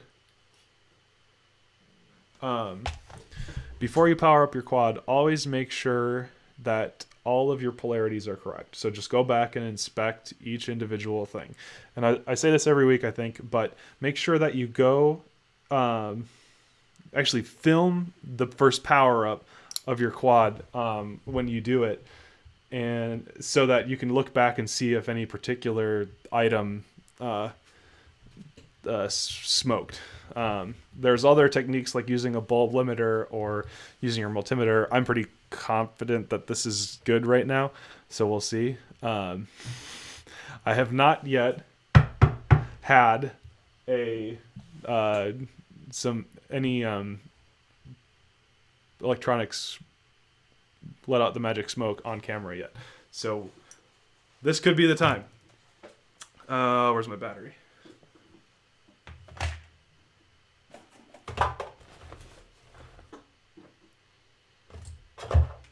There it is.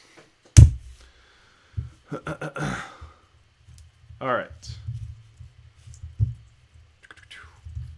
Magic smoke potential in 10, 9, 8, 7, 6, 5, 4, 3, 2, 1. Woo! I'm always excited when stuff doesn't burn, as bad as that sounds. But it's always an accomplishment, I think.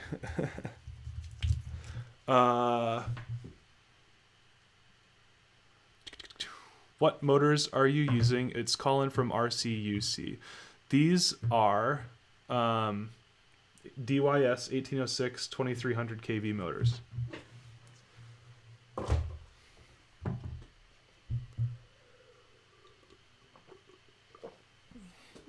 Yep, no magic smoke. You guys are jerks. You're complaining that there's no smoke. What do you want from me? It's not enough drama, apparently. You can go back to your soap operas if you want drama.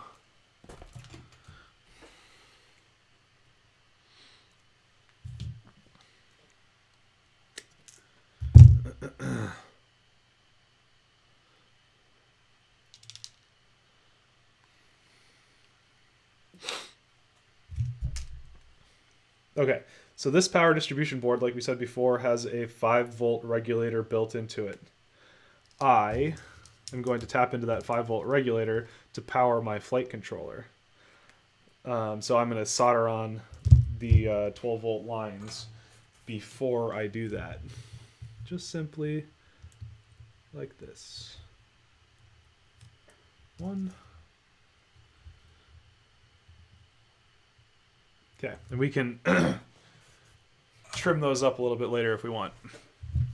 Okay, so whoever was asking me about fine tip soldering techniques, or fine point soldering techniques, this is the part you want to listen to, or one of them.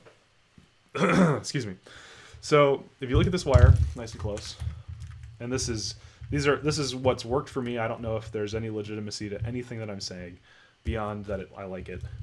I want to have just enough, as little as possible, exposed wire at the end of this. That's going to make it a lot easier and safer for the joint that I create on there. So I'm cutting this just, like millimeter maybe of exposed wire at the end of each of these. And that gives me just enough to be able to tap it to the solder pad on the flight controller, without leaving so much that it might accidentally touch other components. So I like this to be as small as possible. It always seems to go easier when I take the time to clean these up to the right length. So you want like a millimeter or 2. I don't want you to release magic smoke, but if you're going to do it, I want to see it, so feel a little better about when I've released magic smoke. Yeah, I mean, it kind of sucks that some of my most popular content has also been like my worst mistakes in flying. So it's just like, all right. Okay, so on the Flip 32 flight controller, F3, these are the PWM outputs. here.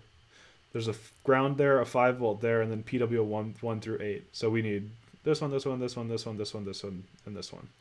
So if we mirror the side of the board, this is where our ground is going to go, and this is where our power is going to go. So let's just do those real quick while we're here.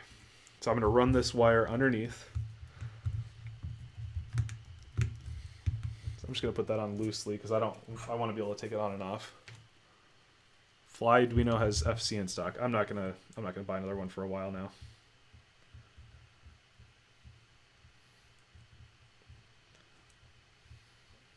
So if anyone's looking to get KISS flight controller, you're doing direct to the board, not headers. Exactly. Headers are not for noobs. They can be useful. I find that builds are cleaner and easier to maintain if they do not have headers. Both of which are important to me. 1, 2, 3, 4, 5, 6. Okay, so that's all of them. So like we were saying before, the first one is our ground connection. I like to have these nice and trimmed up, so I'm going to cut it off about there. Same thing with this one. There. And I'm just going to take this back off, and I'm going to set these wires up to be tinned.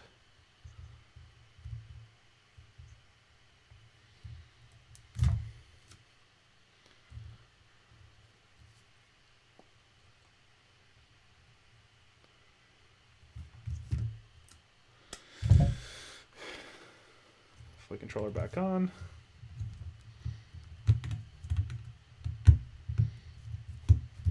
Oh, shoot. Run the wires across.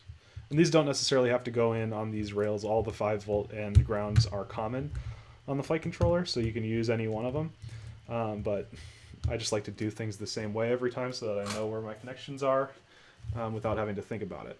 So I'll wrap this around.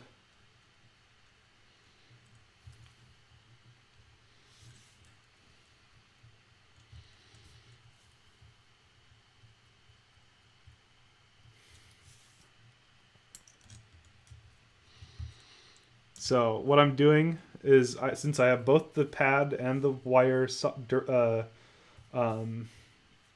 tinned, I've got my soldering iron nice and hot, and all I have to do is just tap it once, and that is a connection made there.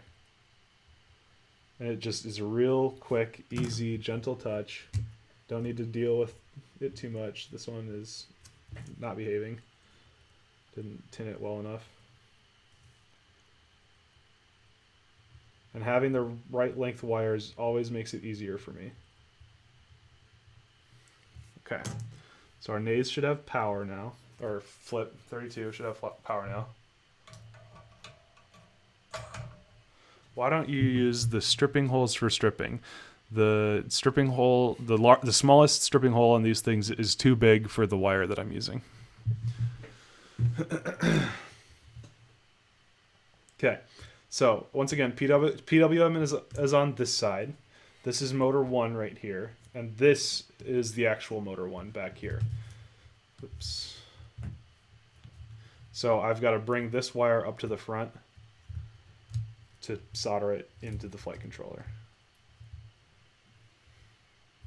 I'm going to leave the ground at the back because that's where it's going to go in.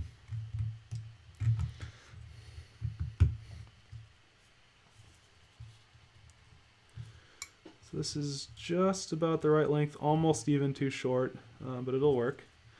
So I'm just going to wrap this up to the top, get it in place. Because I pre-tinned it, I got the right length wire, it's just a blip blip, and it's on. Nothing fancy, just take your time, set yourself up for success, and then do it. So this is motor 2 here, and this is pad 2. So I'm going to run this wire in.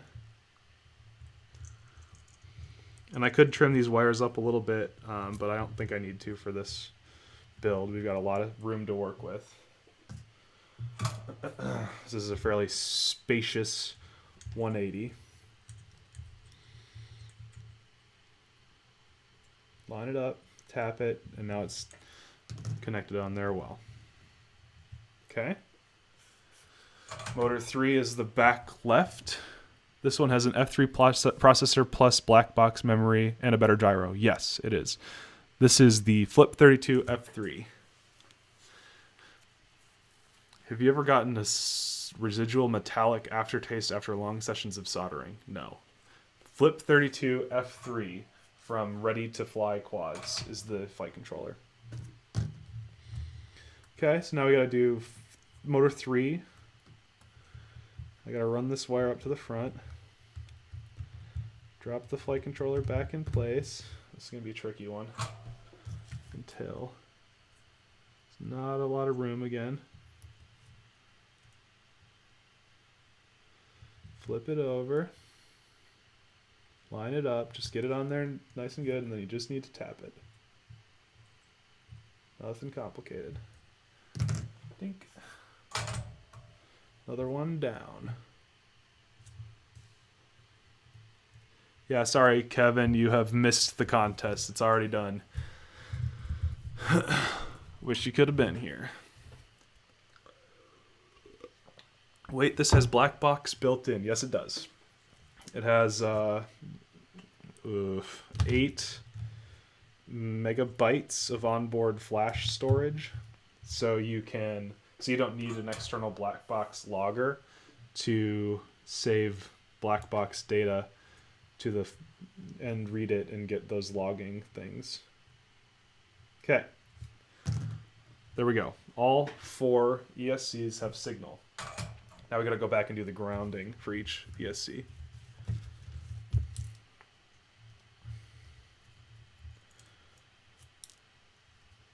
So I'm going to go around and through so that I got some space. Okay, so now on this, we've got ground voltage signal. Ground voltage signal.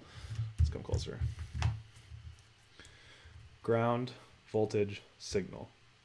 So I need 4 grounds. This is channel 1 through 8. It probably doesn't matter, but I like to just keep it symmetrical anyway. So this is channel 1, 2, 3, 4 for the things.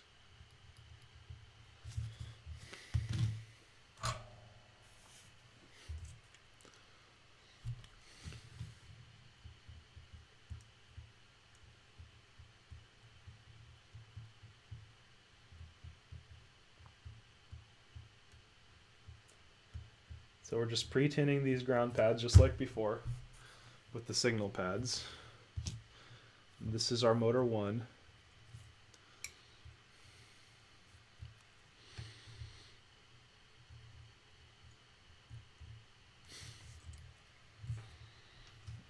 This is motor 2. I gotta run this wire.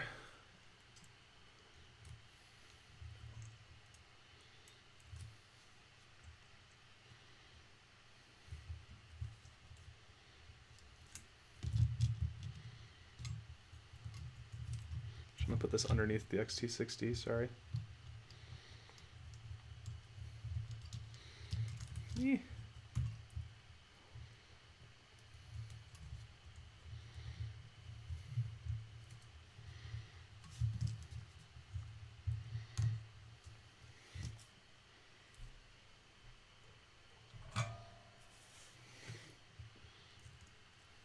Okay, motor 2.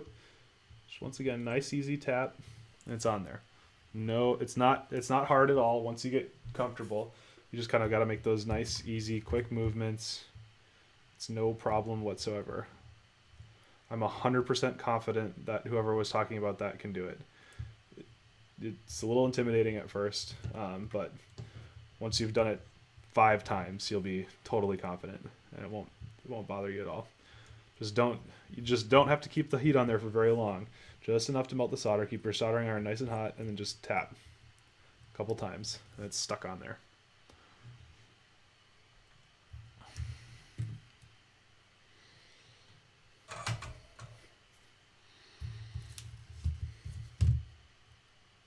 Okay, now motor 4, which is this one back here.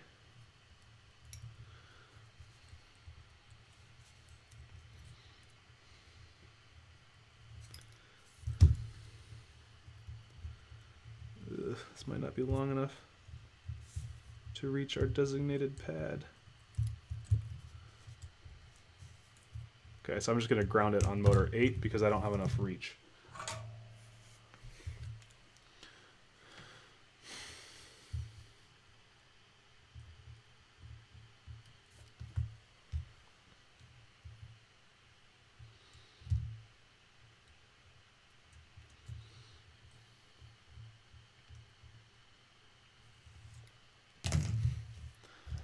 Okay, now all of our ESCs are grounded and our flight controller is wired up, and that's looking...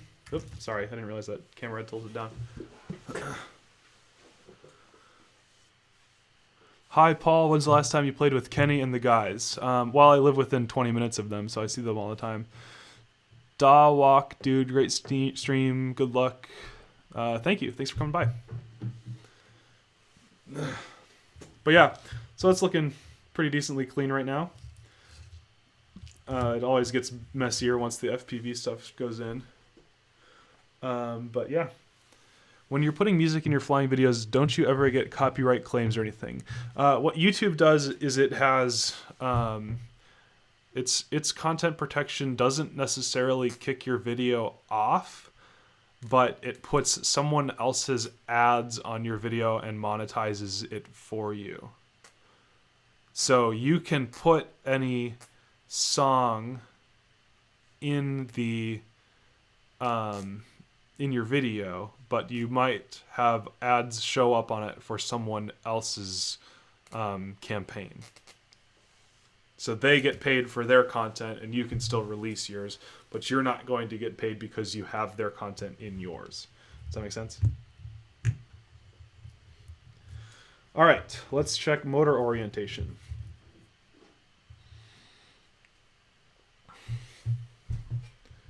Keep putting my battery way back over there. Okay, I'm going to power this up again. We should see the flight controller boot. We should hear doo-doo-doo-doot, because both the flight controller and the things are powered. All of our signal wires are hooked up. All of our power to the naze is hooked up, or flight F3, flip 32 F3. So magic smoke in 3, 2, 1. All right, success. No puffing craziness. Let's see. I need to get a USB cable. I've got one right here. Give me 1 second.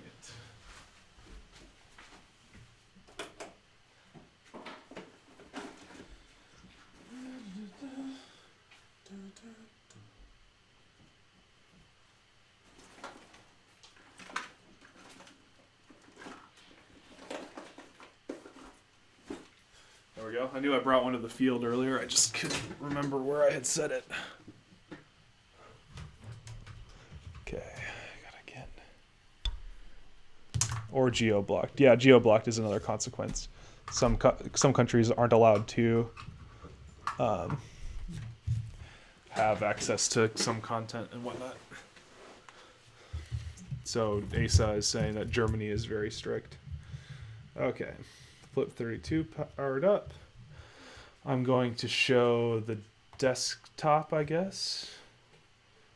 Let's switch this out to the USB camera.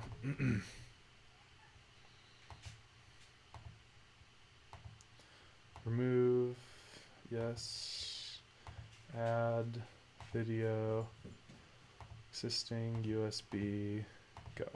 Okay. So that way we can see both things at the same time. Put it up here, actually. Okay, so tab over to, no. Clean flight.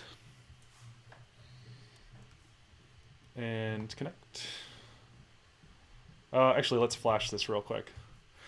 So I'm going to flash Betaflight 2.6.1 on this, which I have downloaded already. That's this one. If you don't know how to do that, there's plenty of videos on how to do it. But basically, you go to the just Google Betaflight releases, and you'll get pointed to GitHub, and you can download the hex file for whatever particular flight controller you're trying to use. In this case, it's the Flip 32 F3, which uses the SPF3 Racing flight controller, or hex file, or firmware. Yeah, that's the one, firmware. And so that's the one you need for this particular beast. Because that supports the... Can you move the clean flight or cam video? Sorry about that. Okay, so now that that's flashed, we can connect. Should see that the quad works. Yep, there it goes. And we can go down to motors. I'm going to check that I understand, turn this all the way up, and oh, wait, just kidding. Before I do that, I'm going to go to the configuration tab. I'm going to set my minimum throttle to about 1050 is my usual starting point. I might adjust that up or down later. And then set my max throttle to 2000 because I want as much granularity as I can. Save. Go to motors. Did that save? Yeah. Go to motors. And check that I understand. Turn the throttle all the way up. And what this is going to do is it's going to calibrate our ESCs. And calibration basically takes all of the ESCs and says your throttle range. You'll hear beep, beep, beep, beep, beep, beep, beep, beep, beep, beep, beep, beep, beep, beep. As soon as that's done, turn the slider all the way down. Beeps again. And now the ESCs are all calibrated. That means that they know that the what the proper amount of throttle range for the signal coming from the flight controller is supposed to be. So essentially what that means is that they're all going to spin up and spin down at the same time at the same rate. Okay, so now we want to check motor direction. Okay. So I'm arming the motors again, and I'm going to test motor 1 here first, which should be this one. And it should spin... Ugh, I can't do this upside down. I'm going to turn this around. And it should spin this way. Oops, sorry about that. Okay, that's spinning backwards, so we've got to reverse that. So real quick, all you need is a piece of paper.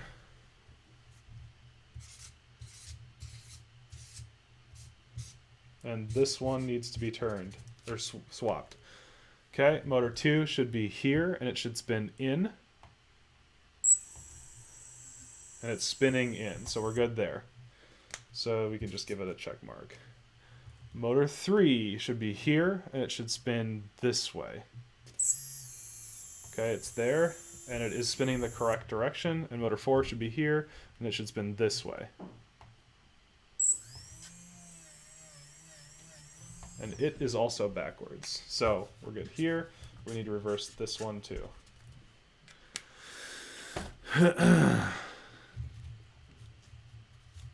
Doe, 9 p.m. time for me to go. Enjoy the stream, Paul. I'll have to catch the rest later. Yep, it'll all be uploaded to this same link so you can check it. Curtis Beef says, damn it, I always forget there's a stream on Thursday. Sorry that you forgot, I guess. Thanks for your patronage. Okay, so to reverse motor direction, all you have to do is swap any two motor leads on the ESC. And so you can, and you can also do this in BL Heli, but I find that a lot more painful than just doing it the old school analog way, which is just doing it by hand, because it takes literally 10 seconds. Especially when you've left everything available to be modified. So we just drop this one over the top.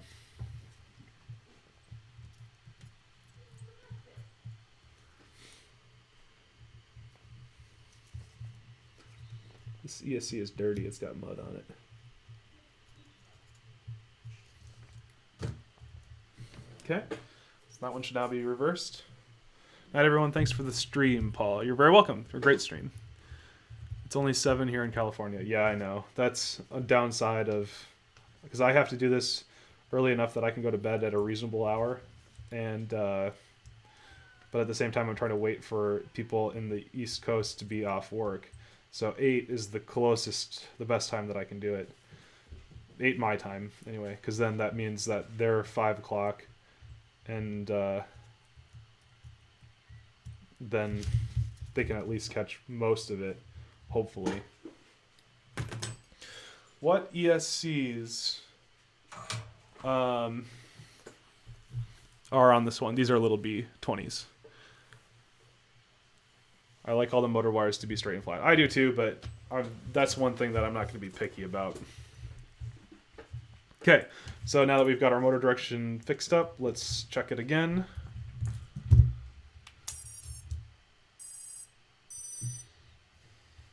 It just sparked a little bit in the XT60. Surprised me. All right, I understand. Master. I'll just turn them all up. Oh no! There goes the motor.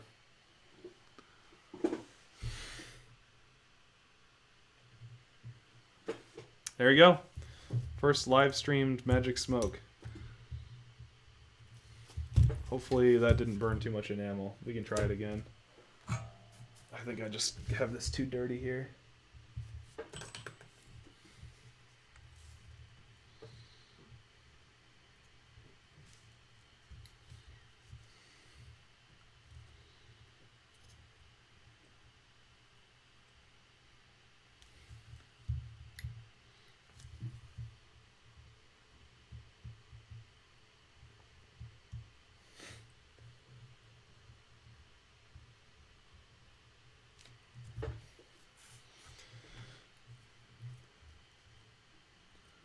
I think there was a piece of this wire that had bridged over and touched the little resistor next to this. So hopefully we just melted a little bit of enamel and not so much that it's in trouble. We'll see.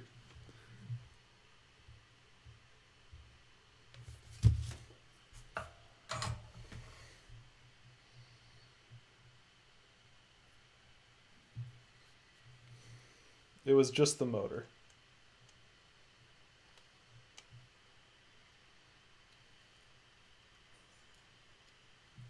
Okay, let's try this again.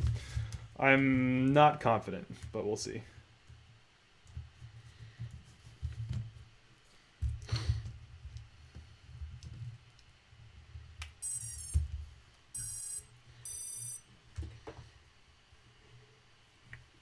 All right, so it's just motor 2. So turn it on and motor 2. Yep, it's gone.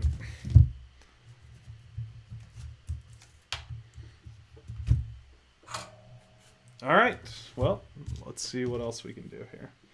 I might have another one of these.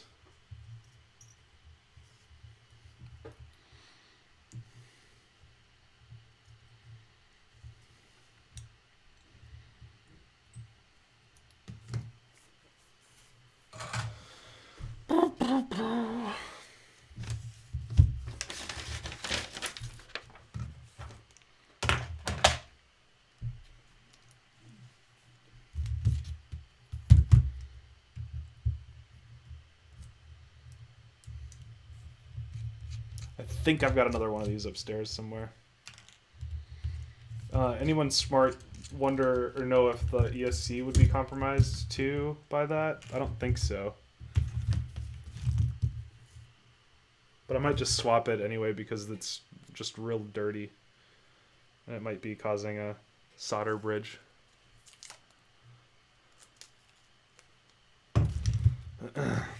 Oh well. I've had these same motors for like a year and a half, so they've done a good job. But so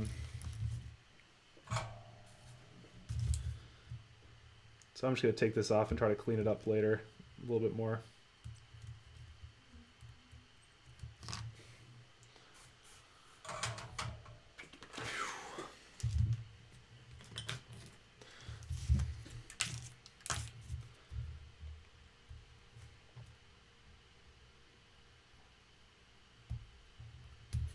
It's been a 6 little B build.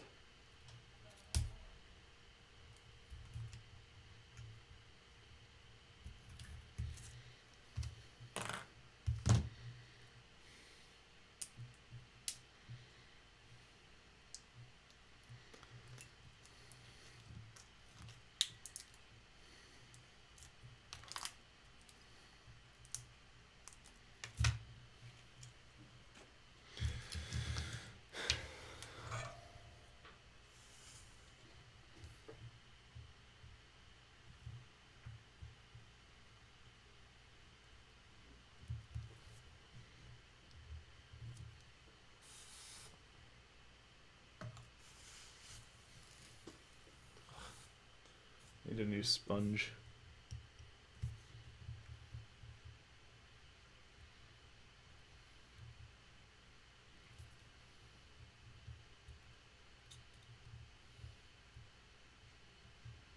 What the heck?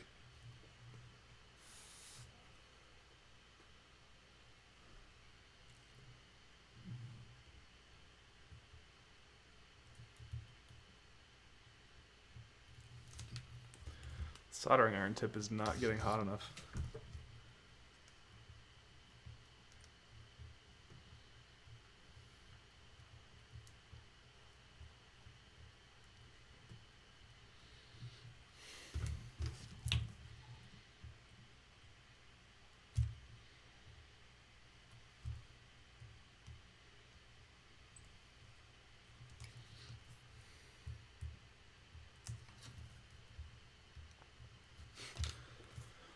So I am swapping both to make sure that I don't just in case it was the little bee that smoked the motor, because I don't have enough spares to finish the build if something does go wrong. So I'm just kind of playing it extra cautious.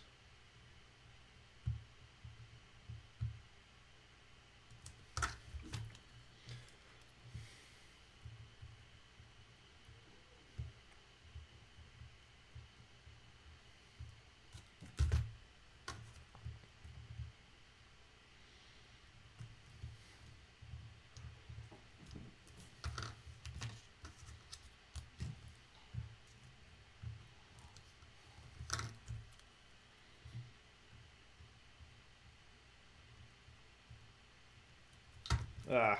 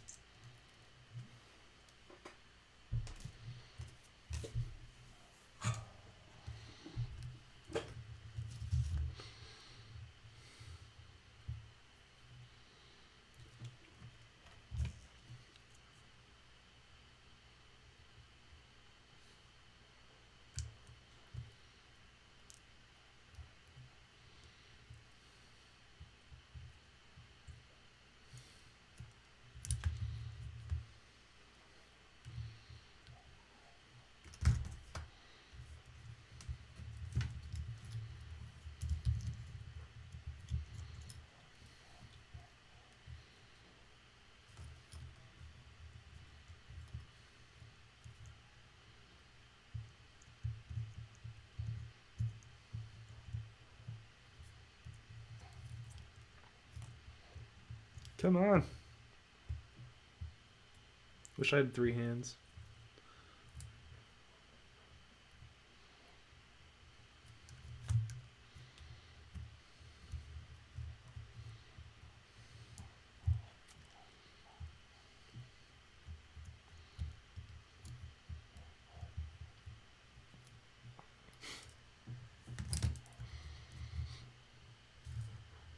All right.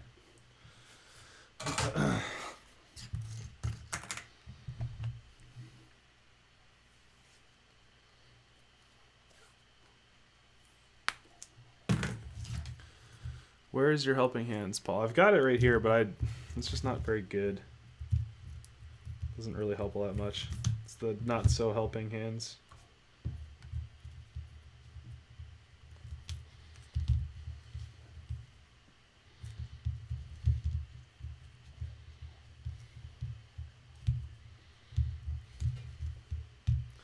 Okay, I'm gonna run upstairs real quick and see if I can find that extra motor. I'll be right back. I have a set, I just don't. They're just not very useful. I need like some real nice ones.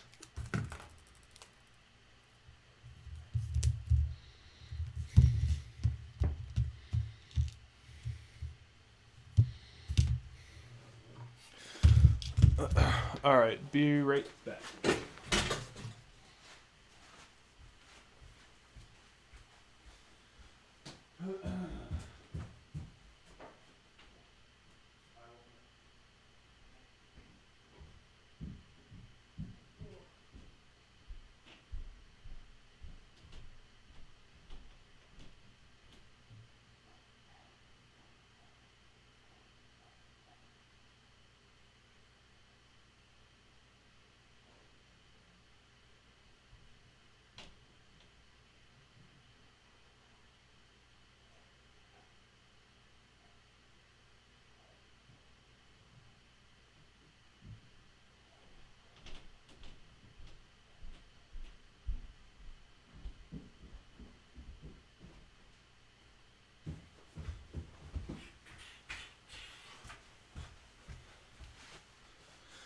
All right.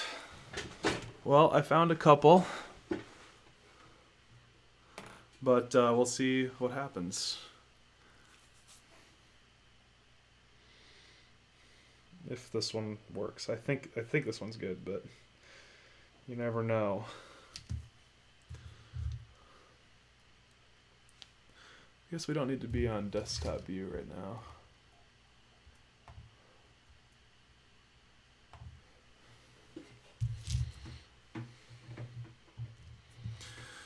Boop-a-doop-a-doop.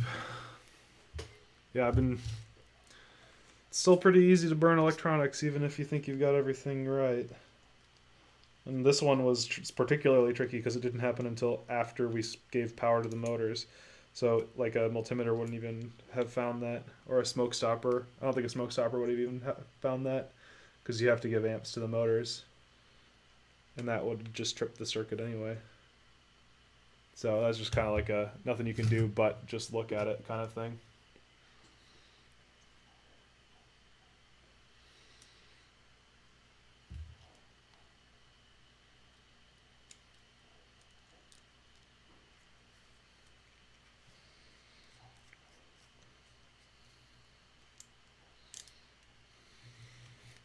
Patrick says to double check that the screw wasn't touching the motor wire. I really don't think so. These are very, very tall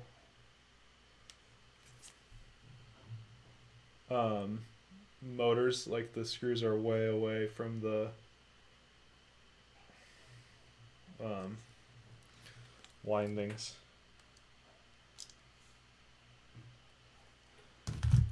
But yeah, that is a good idea.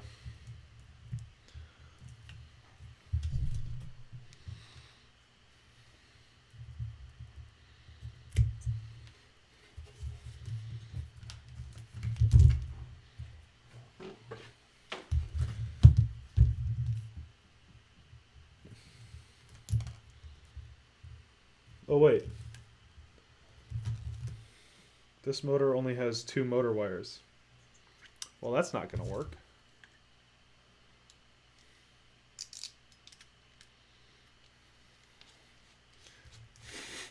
That's what's wrong with this one.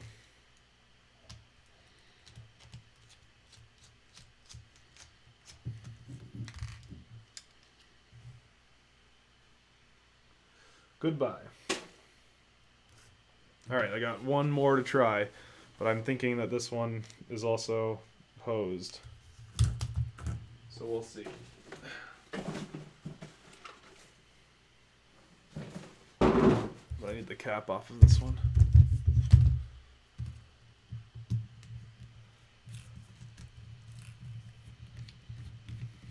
Make tricopter next. I have actually done that.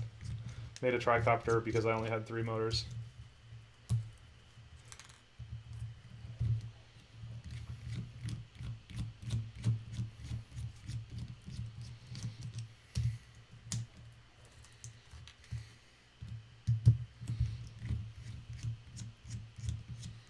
I just put the other one in my pocket because I thought the other one was going to be better.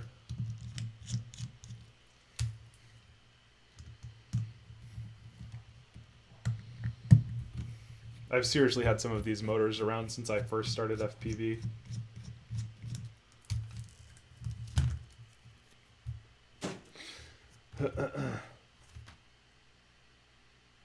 Yeah, I don't have high hopes for this one. We might be stuck, guys. We'll see.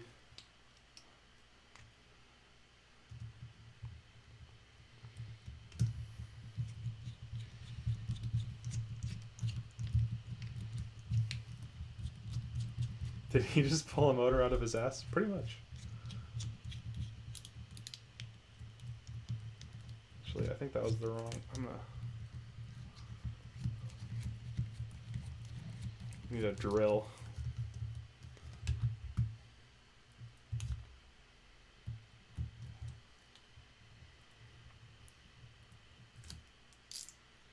Oh, yeah, that's a good point. You could test the motor before putting on the hardware. Well, let's try that. That way we'll know if we need to be done early or not.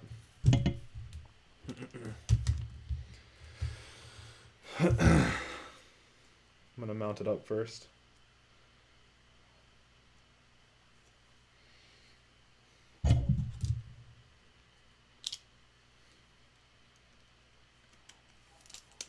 No.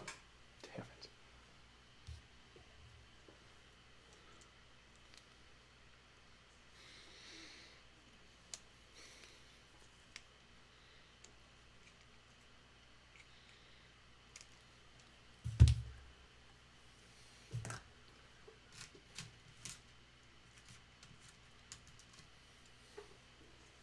I think this motor might actually have the same problem as the other one, because I looked through at the windings and it looks like some of the enamel has been burned a little bit. So we might actually see the smoke again, or it'll just stutter. I'm not sure which.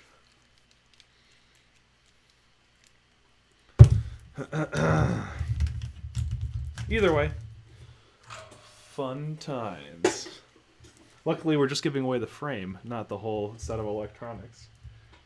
Okay.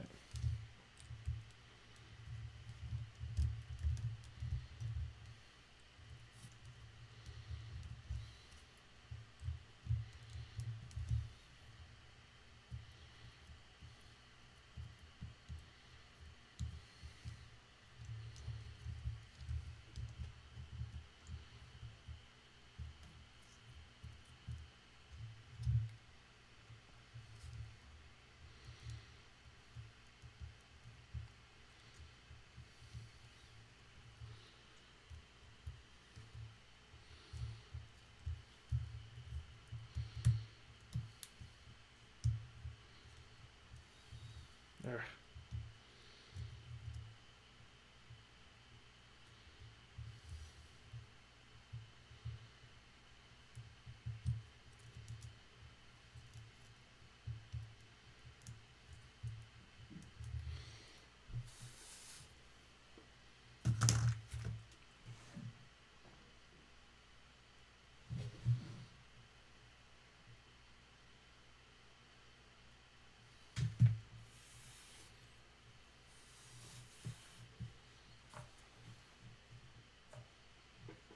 This tip is about to break. It's not heating up as much as it should.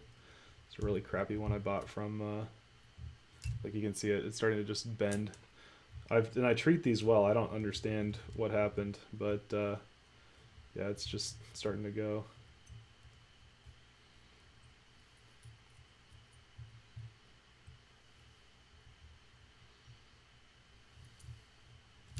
But yeah, that's what happens when you buy cheap tips from Fry's.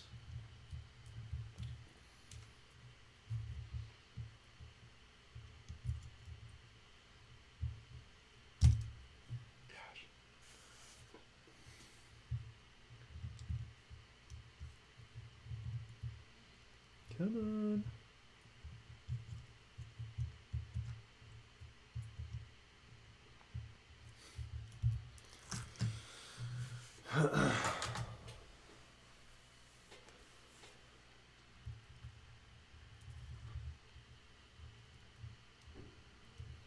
All right. Once more onto the smoke.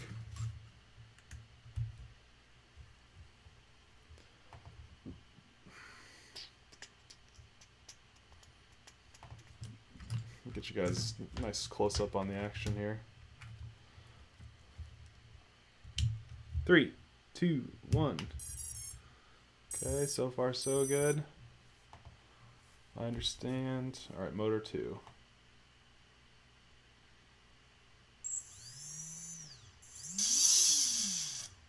That doesn't sound good. But it is spinning, so I guess we can proceed. Actually, let me check the orientation.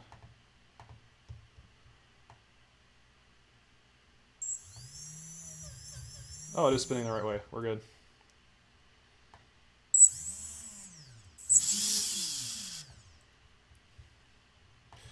And that thing needs calibration. Let's see. Save. Motors. Pull this out. I understand. Throttle up. Turn this on.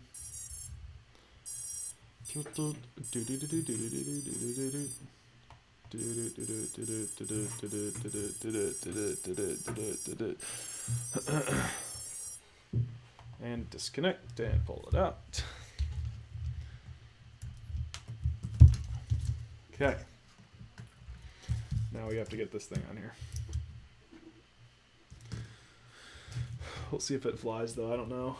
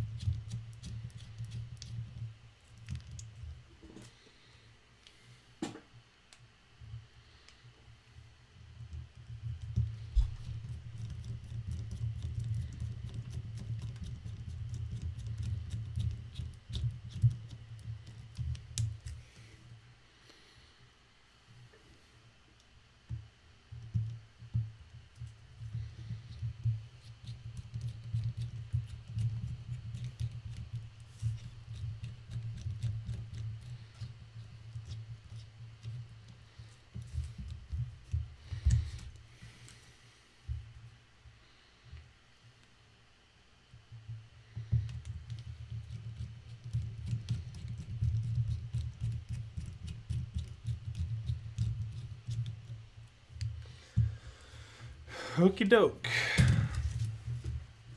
4 motors again.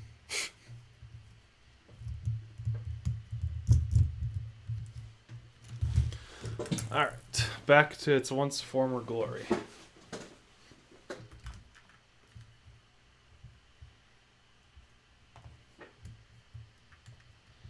Let's put a receiver on here. So for that, we've got a D4R-2. I don't have any more X4Rs, so I'm just going to kind of roll with this for now. So you need that jumper to turn on PPM mode, but they suck. So what I do is I just solder the 2 connectors together, because that makes it certain that it's not going to break.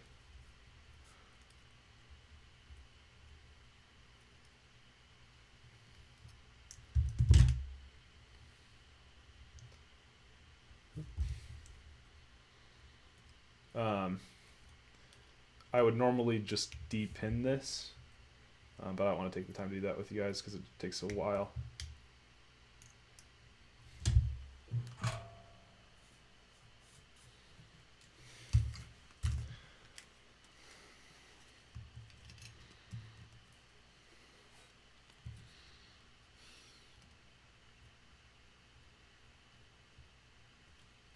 There we go. So that will turn on PPM mode, nice and easy. Should be correct. And then I believe that it's signal voltage ground, if I'm not mistaken. I need to see a layout though. There's that cardboard bit somewhere here. No. Are you going to the next Go Drone X competition? When is it? I guess I don't know if I am. I see your comment. D4R-2. Images.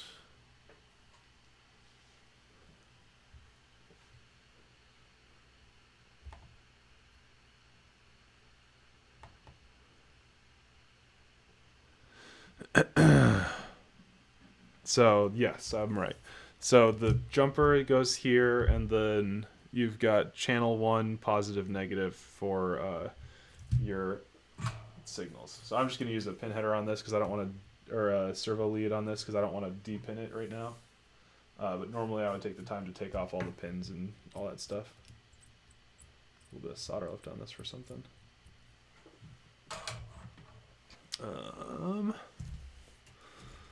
Let's see, got a servo lead here.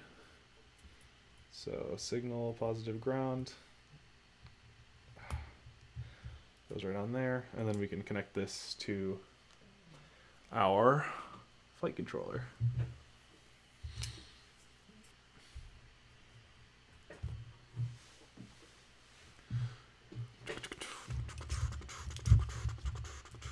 We'll put that on the back, especially because that's where the pads are for the PPM. I believe that it should be RC channel 4. No. 1. RC channel 1? Which channel is PPM again?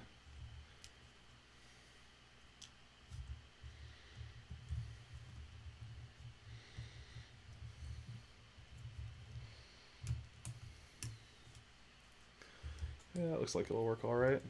May 21st. That's so far out, I don't even know. I guess I hope I'm going.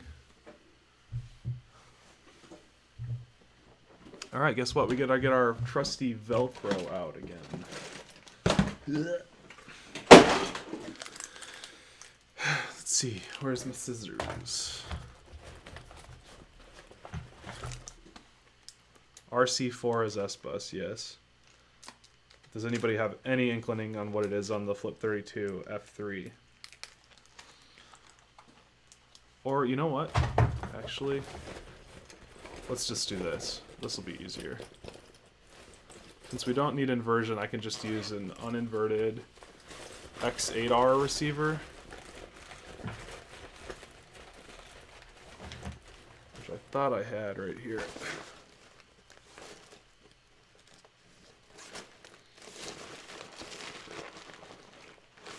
Aha, okay, let's just do this.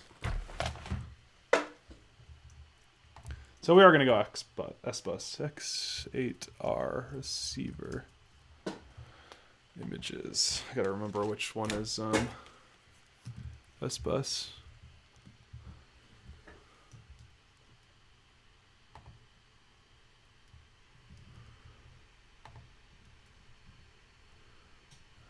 It's this one, okay.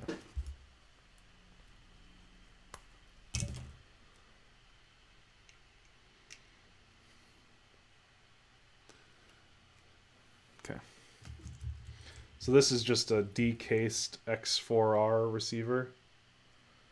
I need to go grab some antennas for it real quick. I'll be right back. They're upstairs.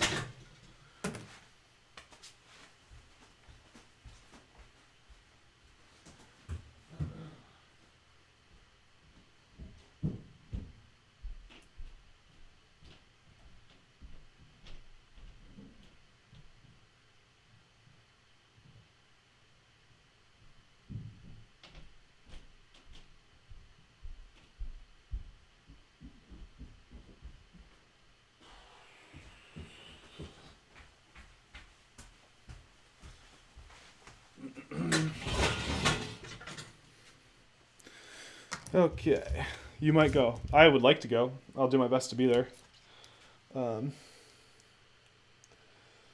Just depends on the schedule.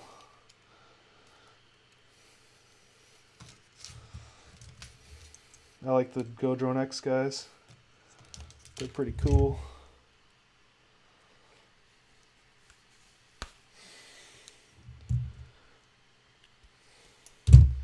Now I just have half of my quad parts upstairs and half of them down here.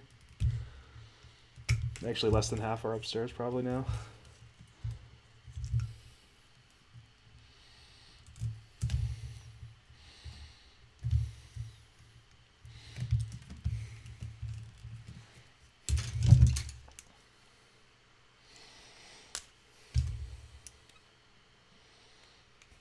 This is why I don't use heat shrink on my motors.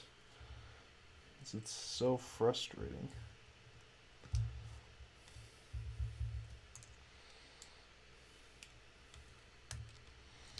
Okay, one antenna.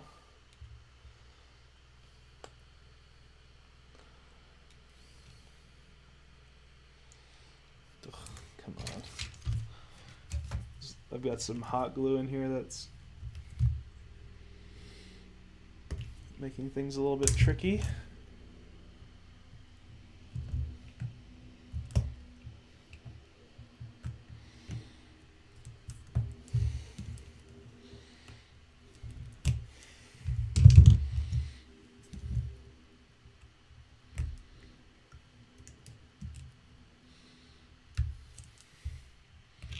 FPV Tree Racers isn't here right now, is he? He comes by every once in a while.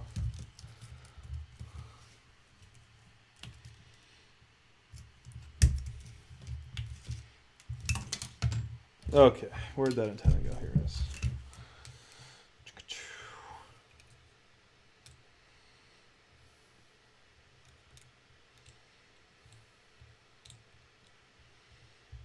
There we go. Okay, 2 antennas on there now. That will help.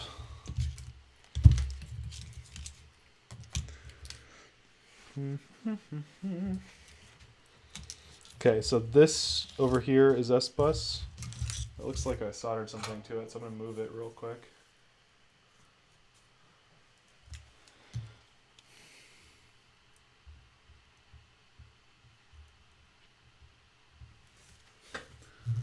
Come on, buddy. I don't need much more from you.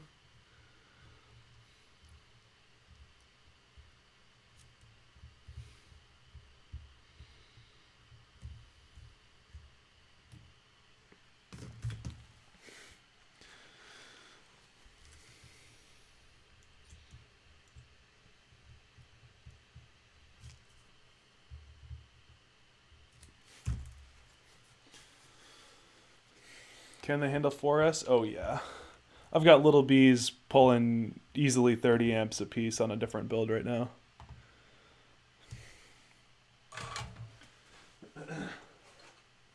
This thing is running little bees. Emax Red Series, little B20s on 4-cell. It does a pretty good job.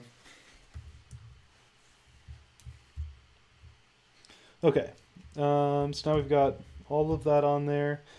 Now I need the S-Bus receiver, which I'm going to do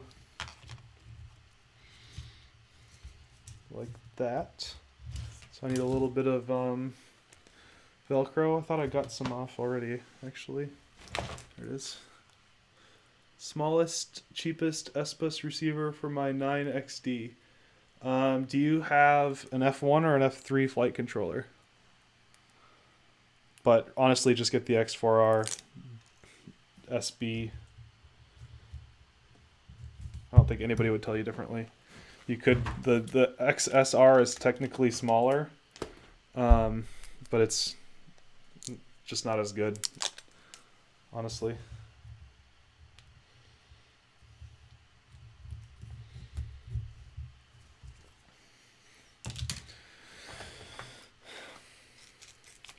It's just more frustrating to work with. That's what I've got on the Emax Reds only pull around 24 amps in the air according to my data. With what props? Then Chris, you should definitely get an X4R. You're gonna need to invert the signal, and you can do that really easily on an X4R.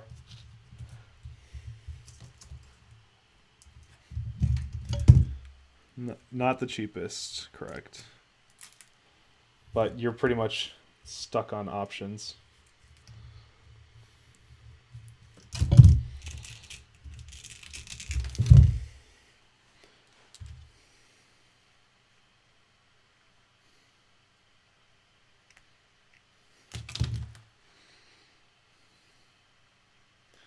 XSR has been solid. Yeah, it's good. I mean, it works.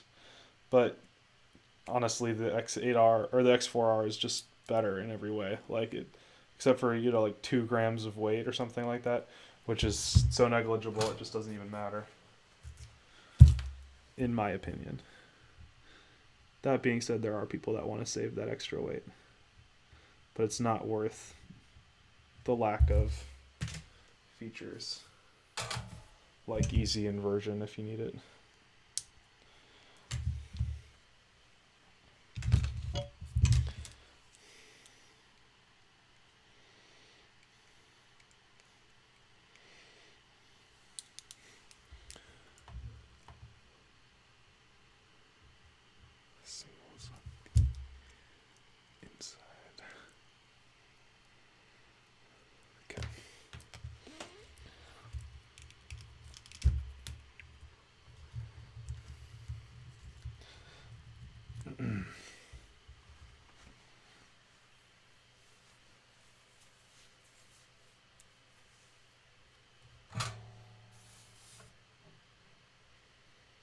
Oh, tip just broke. Finally. These still get hotter now. Wish I had another one handy.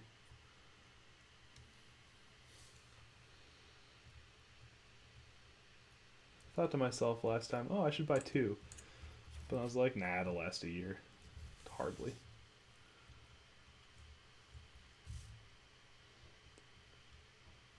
Okay. And that's the S-Bus port on the Flip 32 F3 there. Just like that. So hopefully this is bound already.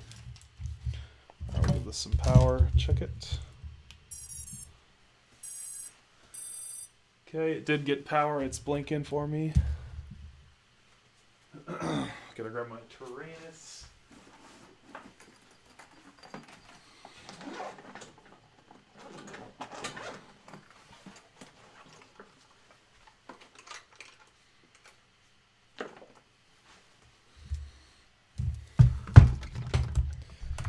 I'm loving my red bottoms. I know that they're kind of the hype train right now, but they are pretty sweet.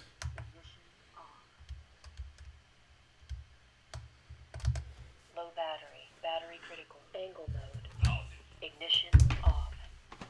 Where'd that battery go? I literally just had it here. Oh, here it is. Okay. Which is motor, Emax, but they're also a lot more expensive. Okay, it's bound. Good. Alright, let's go back into Clean Flight and do some config. And we'll get a hover test in here soon.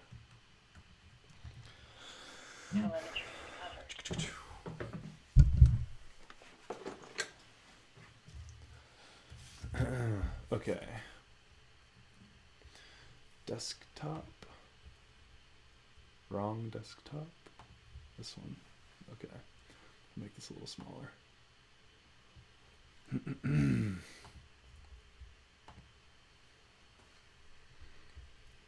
Okay. On ports, we need to turn on serial RX on UART 3. That's what the S-Bus port is on the NAS or Flip 32 F3. We've got our minimum throttle connected. We need RX serial and S-Bus set for the receiver. We can set our flight time down to 250 because this is a pretty fast flight controller. And we'll leave all that the same. Save. PID tuning. We'll leave alone. Receiver. We're going to switch it to this one. And I add 0.7 RC Expo. And 0.35 yaw Expo. Save. That's just what's comfortable for me. Modes. ARM is aux2 to the top on my Tyrannus. Air mode is aux2 to the top because I want it to always be on when it's armed. Super Expo I'm flying with now, and so I put that on aux2 to the top. And I put Black Box on aux3 to the top as well. So, bunch of switches, it's all set. Then the only other thing that I need to do is I'm going to set Super Expo factor equals 20. Nope. 20. Save. I like that a little bit lower than it is, but I find that it's very comfortable here. Okay, I'm gonna check my Tyrannus. Gotta give it power.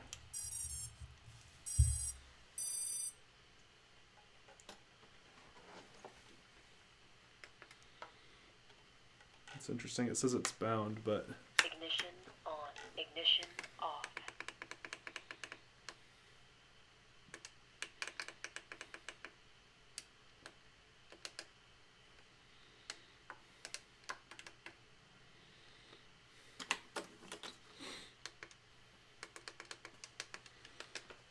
Telemetry lost. okay. I'm gonna rebind it here.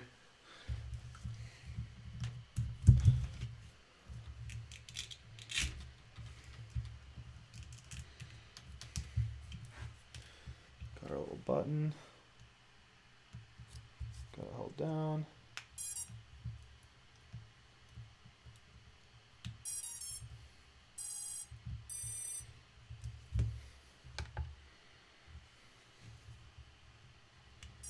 Telemetry Okay, recovered. bound again.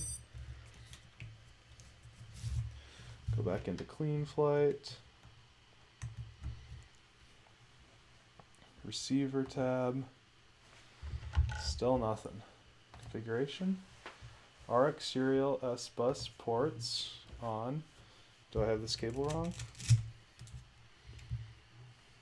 RSSI critical. Telemetry lost. Telemetry recovered. There we go. Had it in the wrong plug.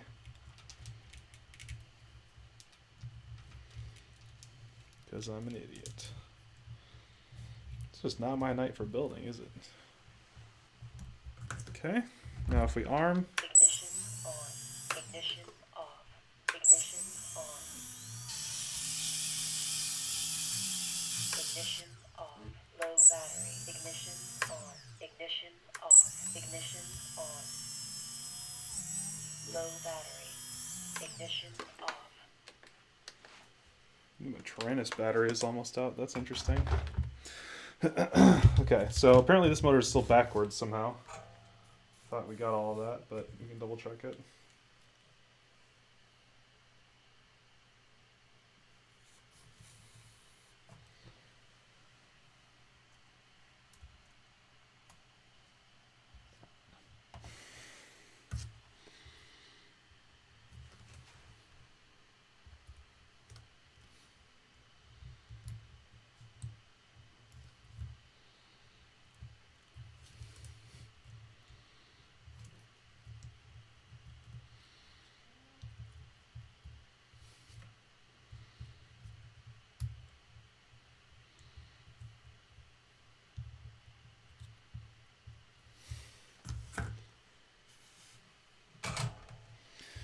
Okay.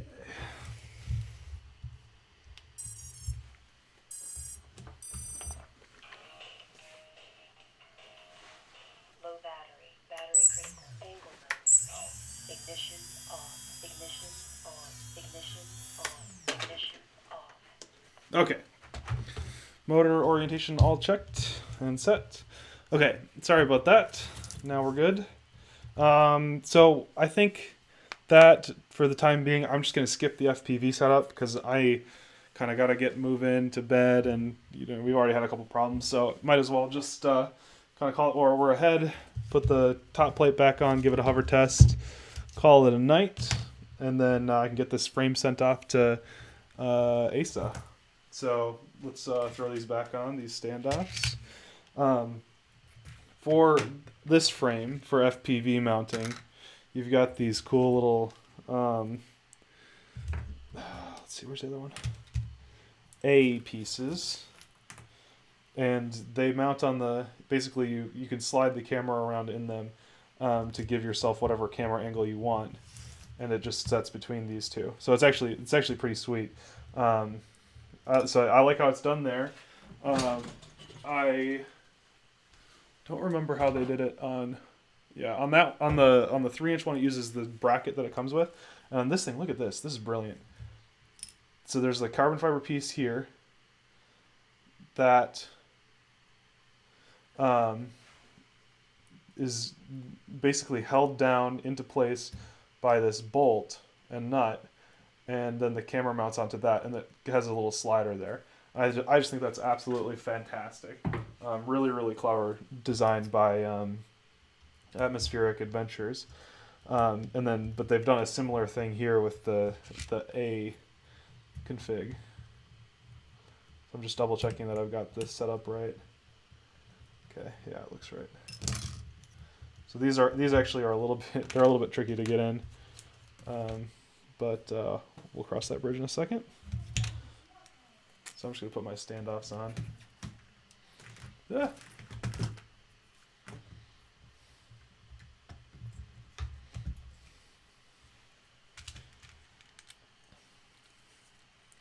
How do you mount receiver antenna for best performance? You want them to be 45 degrees away from each other up. That is the best way to mount receiver antenna for best performance. That being said, I'm not very careful about it, and I get pretty good reception no matter what. So, another great build. Thanks for letting us watch. Yeah, sorry it wasn't as successful as some of the other ones, but you know what?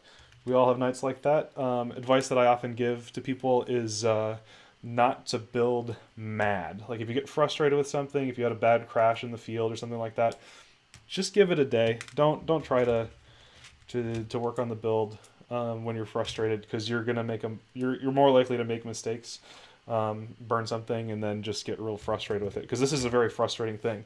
Like it's not simple. It's very complicated, and it's very it's just tricky. So take time. Don't get frustrated. Save your builds.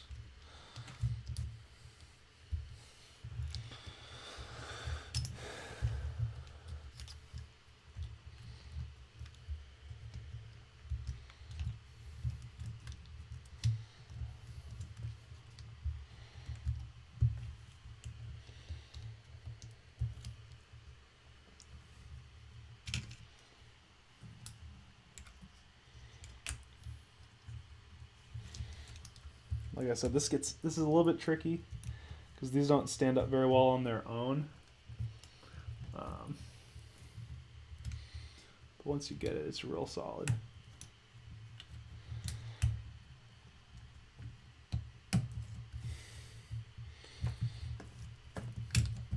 Eh.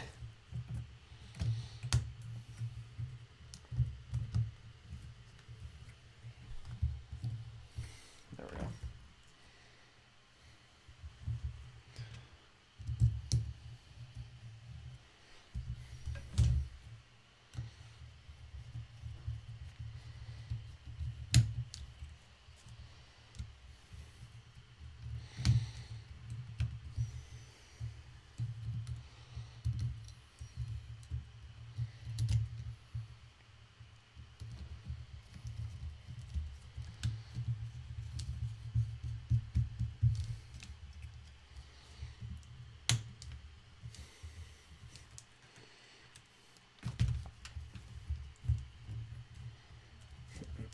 There we go.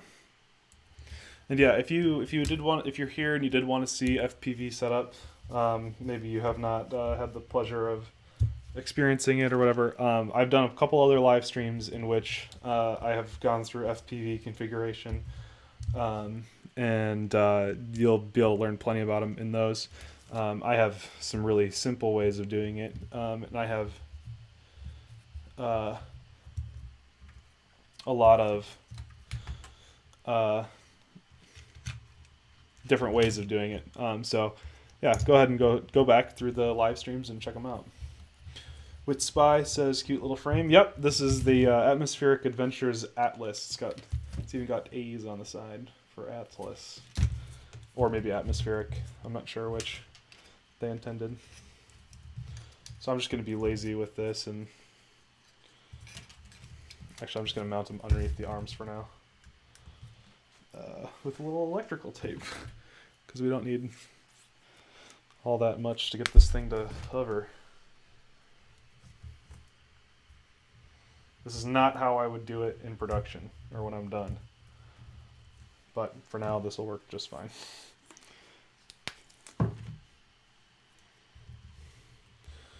Mr. Paul Baxter, welcome. Glad you can make it. We got another Flip 32 in here. F3. Ready to fly right there. Actually, that's the PDB, but whatever. All right. Then I believe they sent a battery strap with this thing. Nice battery strap. I'm actually a big fan of it. And I'm not seeing it now. So we're going to do another live stream note. Well, what in the world?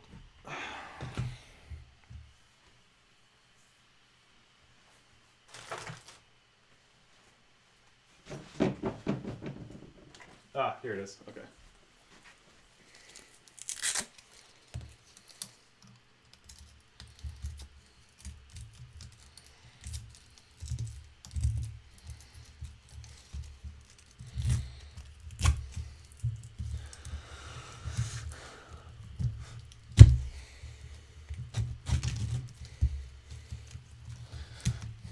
Yeah, Paul, this is a cute frame, but it's got 4mm carbon bottom plate and is gonna take a beating. It's gonna be a tough guy. I have been watching for a while. I went to go get food and missed the smoke. Yeah, the smoke was fun. Always fun to have smoke.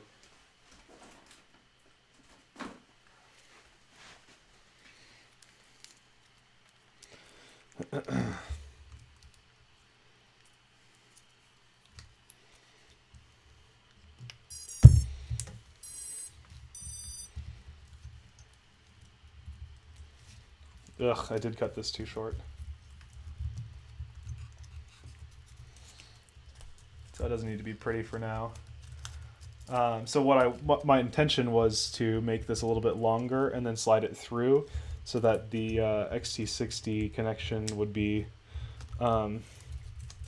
basically flush with the rest of the frame. But so it's gonna have to work like that. But it'll work for now.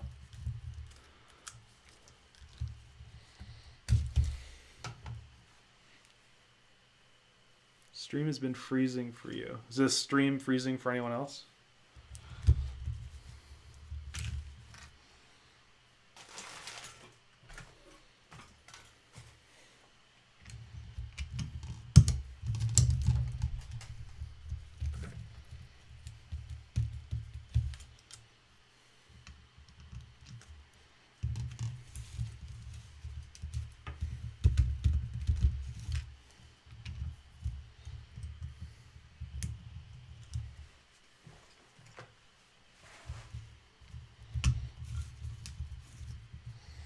Our props match our frame. It's nice.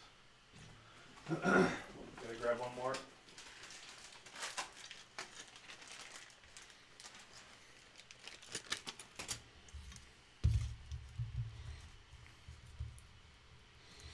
Good steady stream. Good. Patrick, it's you.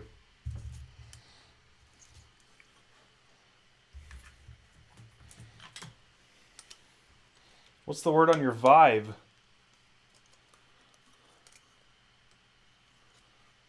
Where's the kitty?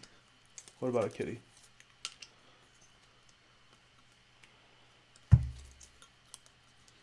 Hey, White Spy, I need a part for MDX. I will send you your normal quad monies. Okay.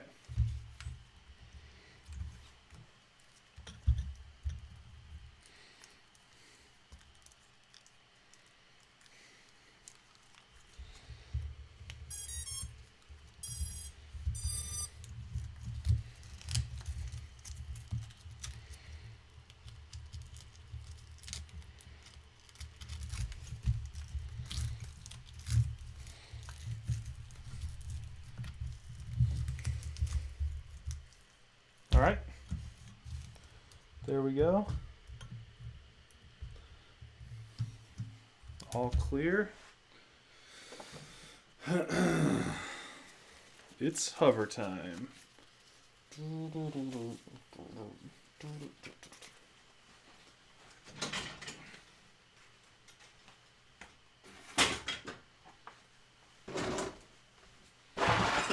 It's a mess in here.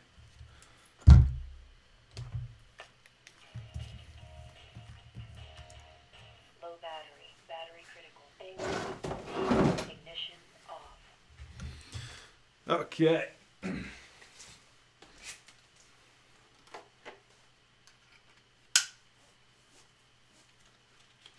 As always, the most exciting part of the night.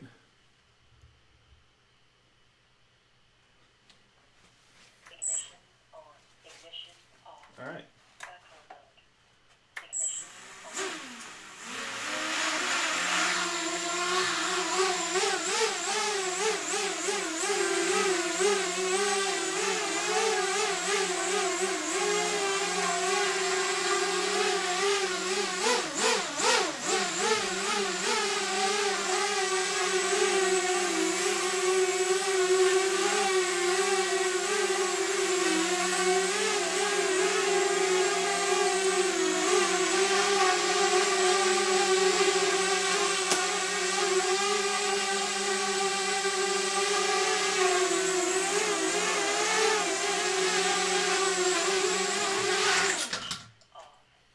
Ignition on. Ignition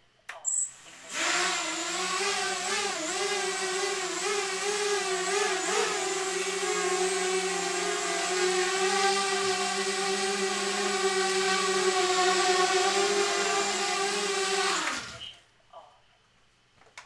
Woohoo!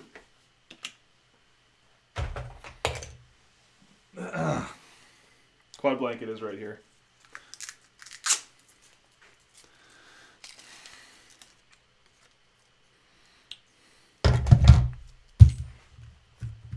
All right. There you go.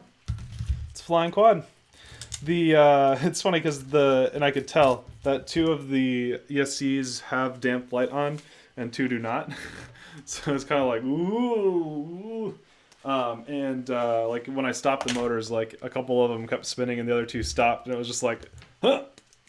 So it was pretty funny. I think that battery was also a little low, probably. But anyway,